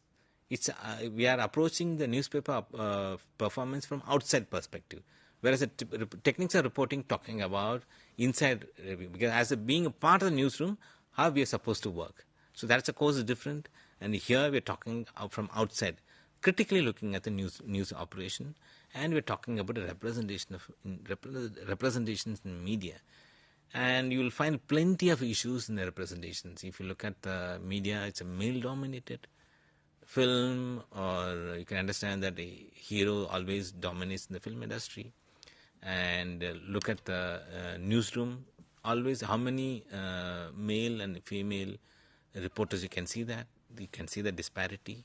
And what kind of role they are taking, you can see the disparity. This is one aspect of a media operation. Look at the content. If you take the newspaper, just tomorrow morning, take the first page of any newspaper, just see how many stories are reported, and that who are the people are represented. Is it a male or female, rural, urban, educated, uneducated? Find that. You will find plenty of variations. That is what this block is talking about: industry, diversity, film and broadcasting, representation in the music videos. All this are part and parcel of the third course called Media and Information Literacy. The fourth one of first year course is News Writing and Editing. This is an extension of Techniques of Reporting. Techniques of Reporting talking about how to collect the information, and this particular course talking about once information is collected, you have to put it in the journalistic writing practices. There are certain conventions, there are certain rules needs to be followed, and while writing a news story, and how to edit the story. These are talking about writing skills and writing effectively, changing the concept of news, writing a news report, different types of reporting, how to write a news headline, how to write intros, and how to do online research, how to use the numbers, and various formats. Digital tools are available for journalists for easy reporting techniques, as well as for the story format, storytelling, multimedia journalism. and editing news operations, how newspaper organizations, news organizations are functioning. So these are the broad ideas of news writing and editing. So if you look at all the first year content, other than electives and language courses, these are the mandatory courses you have to study. In the core courses, if you look at that, you'll understand the basics of communication, basics of reporting, critically understand the media operation, media literacy, then how to write a story and edit a story. These are the basic skills of media as being introduced as part of the first year of BA Journalism and Digital Media. Next, we move to the electives. The elective courses are counseling sessions are conducted as scheduled at the study center level. Keep in touch with your study center about the counseling sessions for your chosen electives. And assignments are already available on the university website for electives. You can check and download and write the appropriate assignments and submit to your study center. This is the 4 courses are from the school, and all the remaining courses are from the university's basket. And use the resources and submit the materials to your study center. Primarily, you have to understand that how these programs are delivered. Program delivery happening through this is a learner-centric, learner active participation is very crucial in a learning process. I told you that the classes never happens regularly. We provide the materials. So use the materials, multimedia resources like Gyan Darshan, Gyan Vani, everything you have to use that. Then we have various materials in the eGyan Ghosh website, audio video materials, online counseling, Gyan Vani program, interactive counseling, online counseling. All these are different kinds of delivery mechanism being used as part of the university teaching learning process. And the last point I would like to highlight that the evaluation process. Remember that 70% of the weightage taken from the term exam and 30% of weightage taken from your assignments. You have taken from July admission means you will write a first exam in next June 2024. Exams takes 70% of weightage, assignments takes 30% of weightage. In order to appear for the exams, it's mandatory for you to give assignments by March 31st. Then only you can pay the fee by April, then sit for the exam in June. So this is the basic broad outline of the program. The screen you can see the address, the email ID and the mobile number, and you can contact the program coordinator accordingly. And primarily, remember that primarily you have to approach your study center. That's a main contact point. The program coordinator sits in Delhi, New Delhi, and I'm the one of the program coordinator, and 2 of my colleagues, Dr. Shakir and Dr. Amit, are the small team that manages the program. So this is about the full details of BA in Journalism and Digital Media. Thanks for being part of this orientation.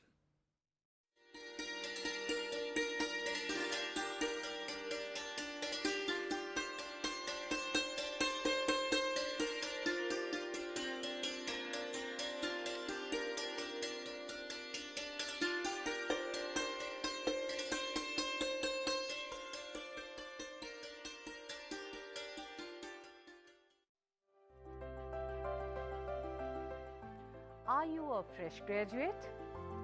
Do you want to fulfill your educational aspiration by pursuing higher education in various interdisciplinary and multidisciplinary areas like environmental science, environment and occupational health, philosophy, sustainability science, folklore and culture studies? If yes, the School of Interdisciplinary and Transdisciplinary Studies offers various programs like Master's Program, Graduate Program, Postgraduate Diploma, Certificate and Appreciation Program. The school offers 5 Master's Program. Master of Science, Environmental Science.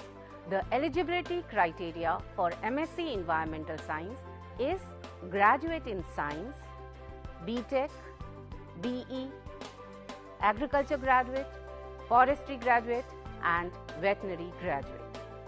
School also offers Masters in Environment and Occupational Health, Masters in Sustainability Science, Masters in Philosophy and Masters in Folklore and Culture Studies. The eligibility criteria for these 4 master's programs is graduate in any discipline. The school also offers various socially relevant and need-based PG diploma programs like PG diploma in sustainability science, PG diploma in environment and occupational health, PG diploma in folklore and culture studies, and PG diploma in migration and diaspora studies. The school also offers PG certificate in climate change and Avshist Prabandhan mein Praman Patra. The school also offers 2 doctoral programs, PhD in environmental science and PhD in interdisciplinary and transdisciplinary studies. The school offers various innovative technologies and multimedia for providing a very excellent student support system. The study material is of high quality. The learner support is provided through Gyan Darshan, Gyan Vani, IRC, Swayam Prabha and Swayam channel of IGNOU. For more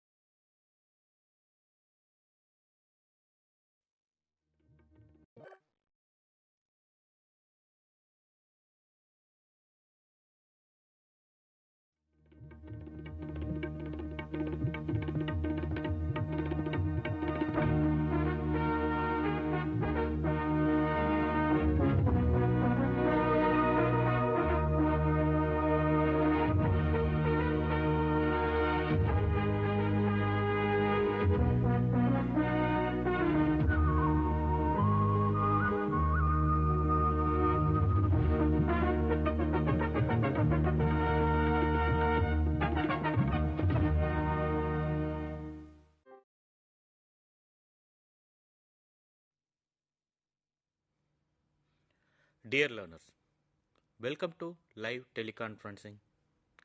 In this session, we will discuss about the topic of role of interest groups in policy making. This is Dr. A. Senthamizh Kanal from the Faculty of Public Administration, School of Social Sciences, Indira Gandhi National Open University.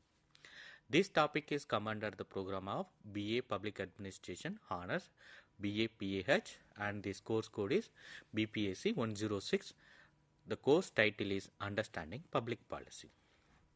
As a student of public administration, as you all know that public policy used to determine the success or failure of the government.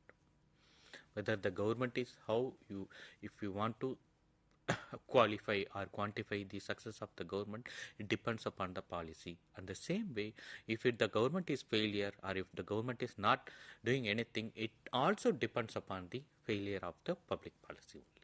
So in that way, public policy is more important than anything because it demands from the public and it would be, it would be succeeded, it would be achieved by the government. In that, you may think that normally as a common citizen we used to think that public policy used to created or enacted made by the politicians. Okay, they thought that only, but it's not like that.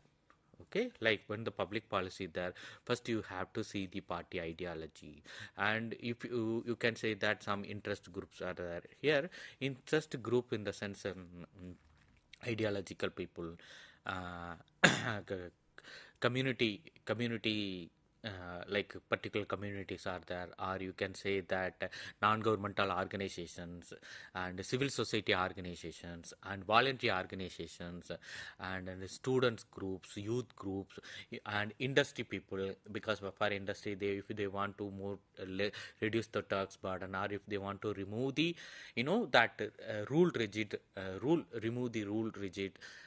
rigidity of the rules. So many things are involved. So whenever the making our public policy, many of the interest group used to do folks for interest group to try to try to, what you say, that try to influence the government, or otherwise if they achieve, or if they have proposed the government, if the policy is not, the policy is not the policy is not that it was accepted by any other people, they made a protest. So many things you have seen as a student of public administration. So in that context, you can see that policy making is not a one person show. Okay, it is not limited to mere government by the legislature and the executive. As I already said, that it's not only bureaucrats and the politicians. Okay, it is many people are involved in the public policy. Like for example, many civil society organizations are there, and NGOs are there, and like community organizations are there, and ideological groups are there, and industry is there, corporate people are there, and small scale industry people are there. So many people used to it involves different stakeholders to take care of the dynamic relationship between the all interest groups. So this makes public participation necessary for and accountable public policy making. So it ensures the cooperation and commitment at the implementation stage at too.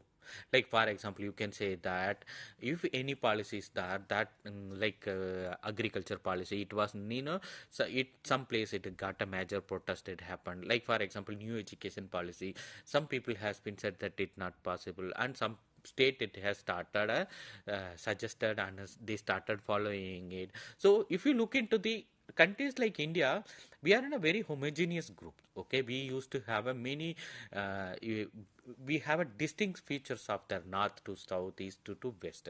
So each and every one thing is not suitable for south, one is not suitable for west, one is not suitable for east. So many problems are, you can say that many conflict used to be there. But when the public, it is very necessary, if you take effectively and accountably, if you do that policy making in a cooperative manner and commitment, so that it will be, that it will achieve the purpose. So that way, what to say, that consultative stage is more important and all. And moreover, public policy is a legal framework to secure the right interest of the people. Okay, it's not like that it's a layman document, or otherwise it is a normal document out there.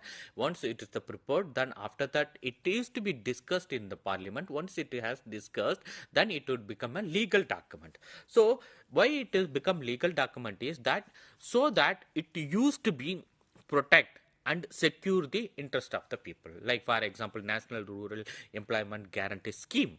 Then after that it become a Mahatma Gandhi National Rural Employment Guarantee Act. Likewise, you can say that Right to Information Act.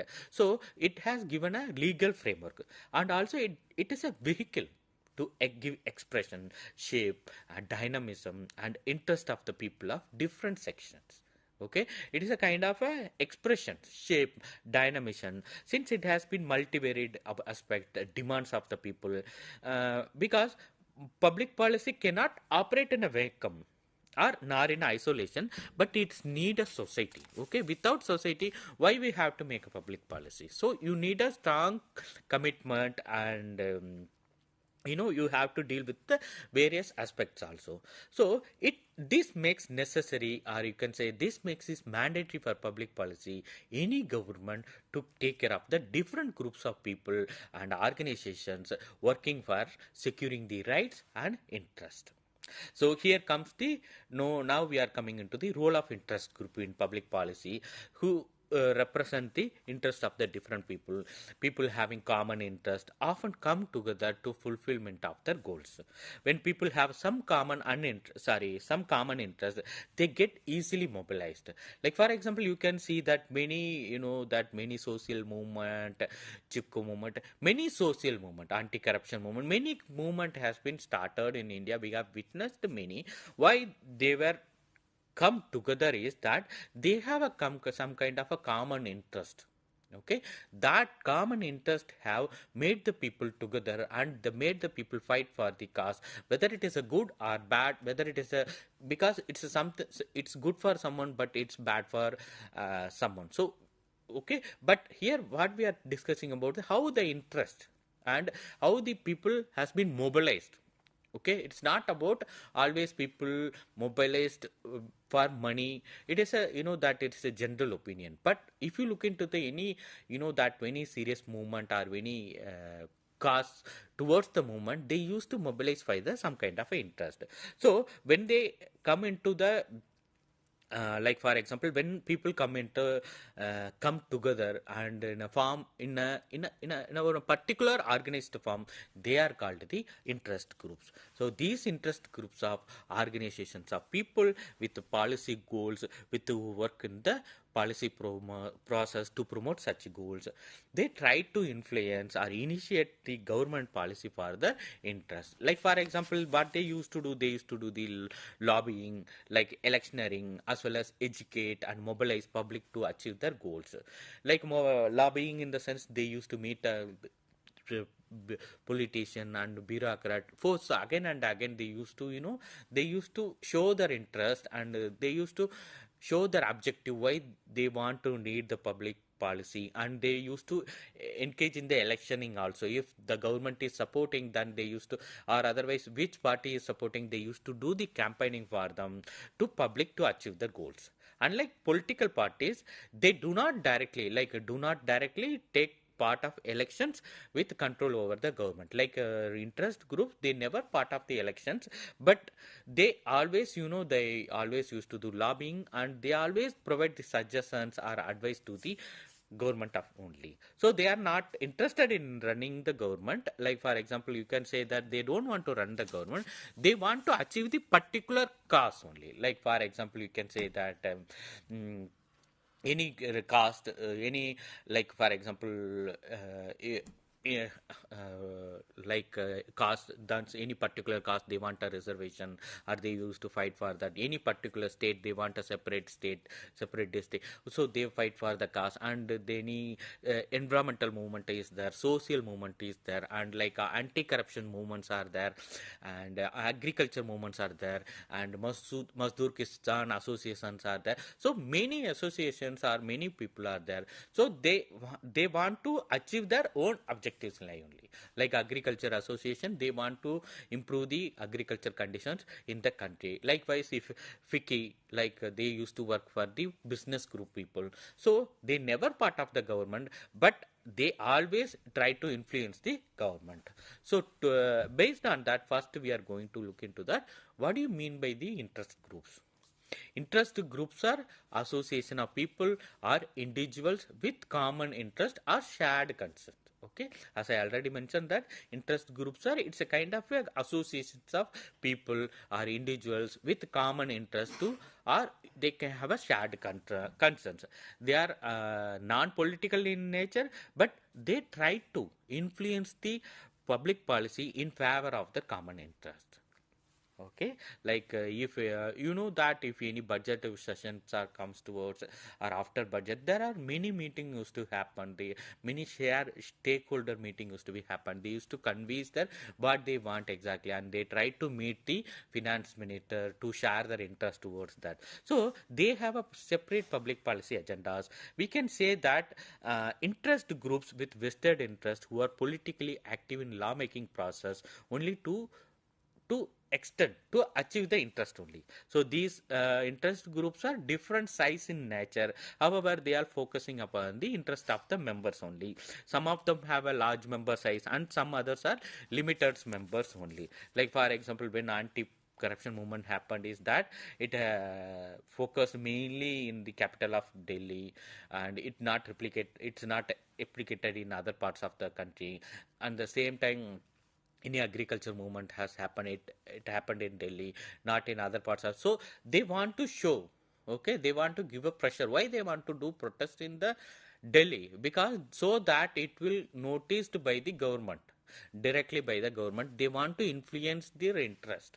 So in order to maximize the benefit, they try to pressurize the state. Okay, that's what they want to pressurize the state.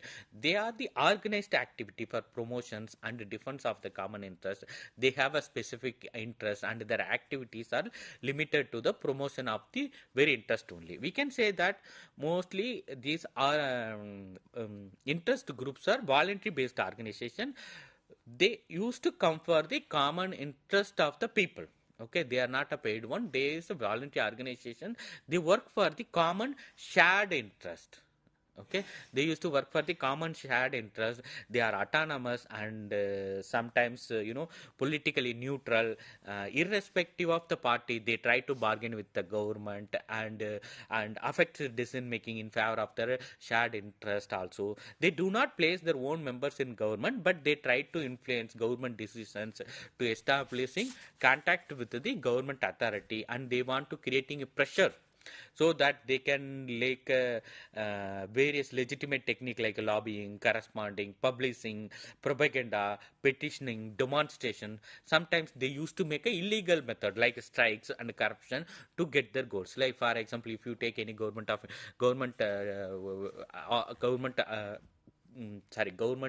officials associations, you can see bank officials association and railway associations. There are various associations are there. Whenever they feel they want to salary hike or whenever they want to any benefits, so they want to first they used to raise the demands through the organizations. Once the organization meet the correspondent people, if they haven't done it, what they will do, they are always used to do the illegal methods like a strike, corruption to set their goals only.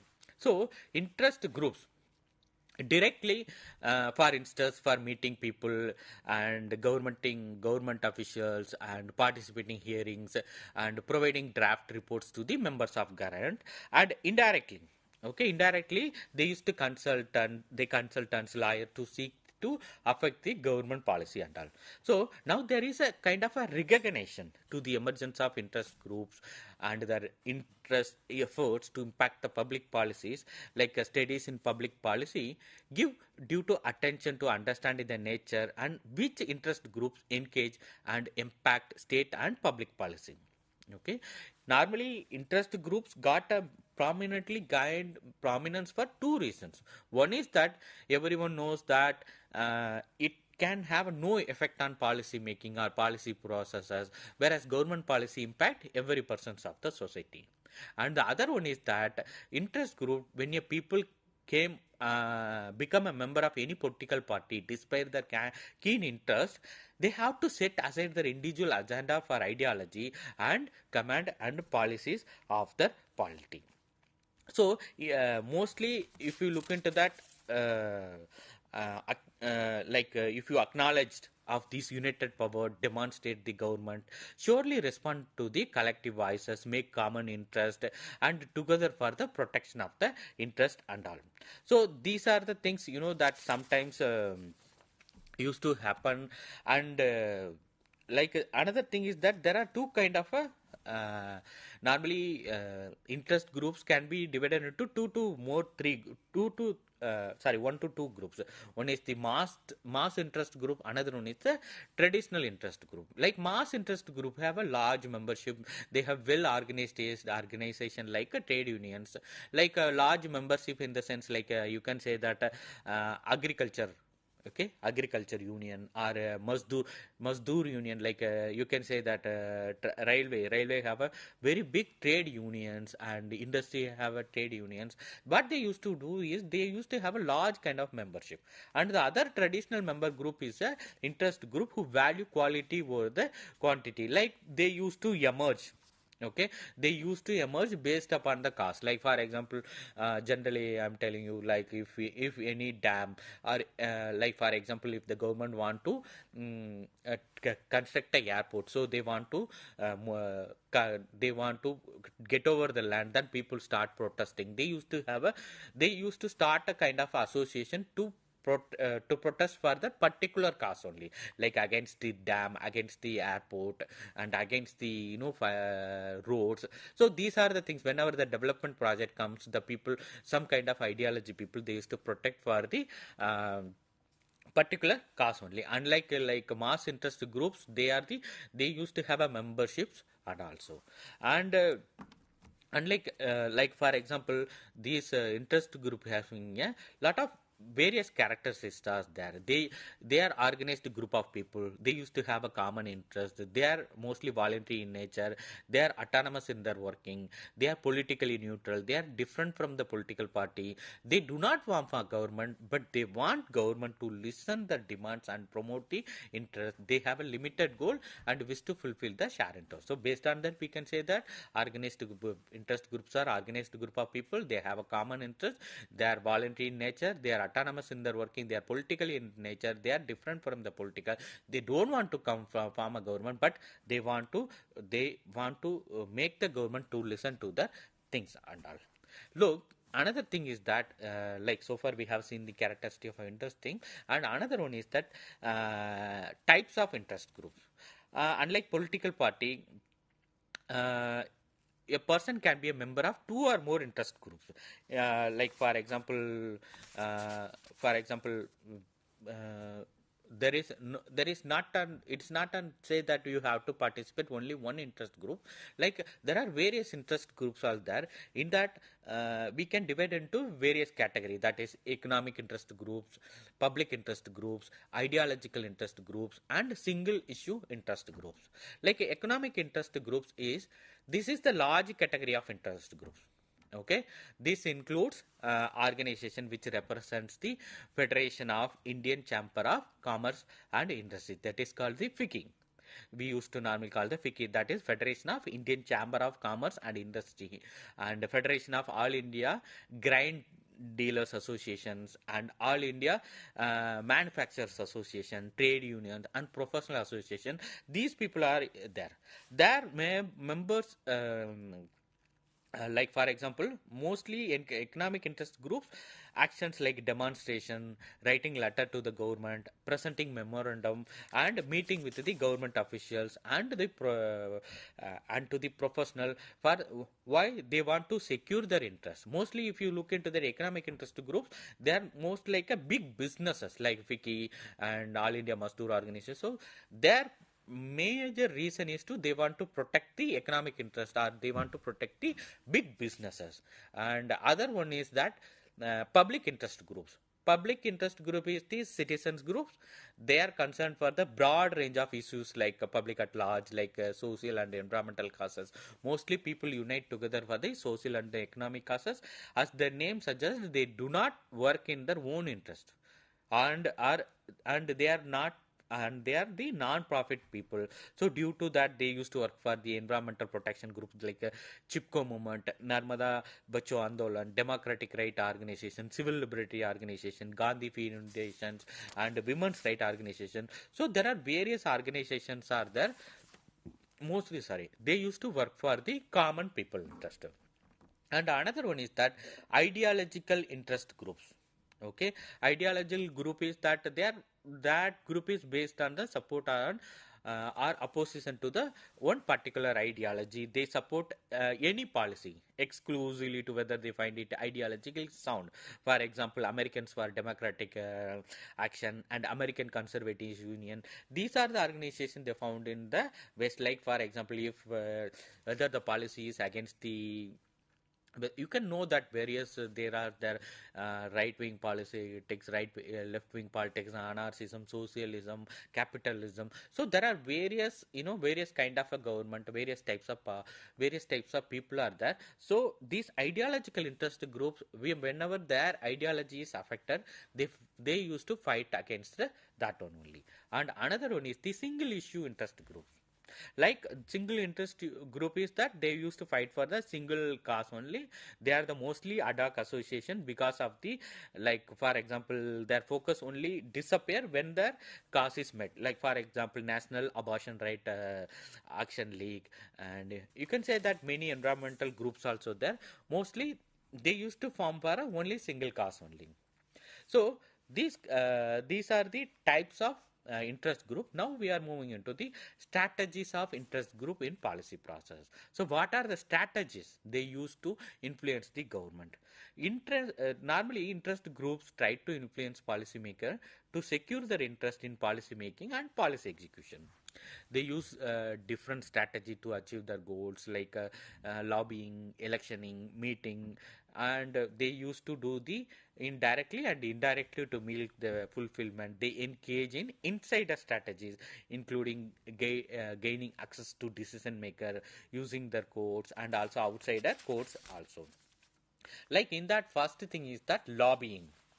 Like there are various strategies are the lobbying, electioneering, generating public pressure, propaganda, litigation, campaign assistance, acting as a source of information, revolving door, demonstration, ghetto, use of party platforms, using constituents as lobbyists, litigation, building alliances. Like for example, in that lobbying means it influences the voters. Okay, legislator generally lobby outside the legislative member. It may be in a many form lobbying. It represent before the legislative committee, provide them information to try to convince them in their favor. Okay, lobbyists mostly outside of the government only. They try to represent their activity to the legislative committee and provide them informations and to convince them in their favor and all. So this include the discussion with the policy maker and convincing a view of the interest group and also they mostly they try to contact with the public officials and all. And the electioneering is that like they try to that they try to help the candidates during the election time, and they used to try to give up. And another thing is that generating public pressure. Public pressure is that they used to make a public opinion, and they used to discuss in the public sphere through the television, newspaper, and all. So based on that, they used to give a public pressure. And the propaganda. Propaganda they used to make the same thing only. Again, newspaper writing, pamphlets, and the litigation they used to file a case against that only. And campaign assistance, when the political parties doing that that electioneering, then these interest group used to assist them in the campaign so that they will get it done their work. And also, and they used to acting as a source of information. They used to do the demonstrations and giro, and they used to do the party platforms, and they used to do the building alliance so that they achieve the common interest and all. So based on the above discussion, we can understand that interest groups are the one of the most important stakeholder in the policy making process, but they used to different strategy to achieve or to reach their common interest, despite criticism again by the from some quarters. Like for example, you can't say that in a democracy we can't say that whether it is good or bad, but whether it is against the government or for government, but it helps the democracy to grow better. And they also protect and promote the individual interest and help to check the majority of the power also. And most of the time these interest group help the legislator to motivate, providing the sufficient information also. In that way, interest group used to work as a very influential way and also. So in that way, so thank you for listening. Thanks a lot. We will meet in a different topic in a different time. Thank you.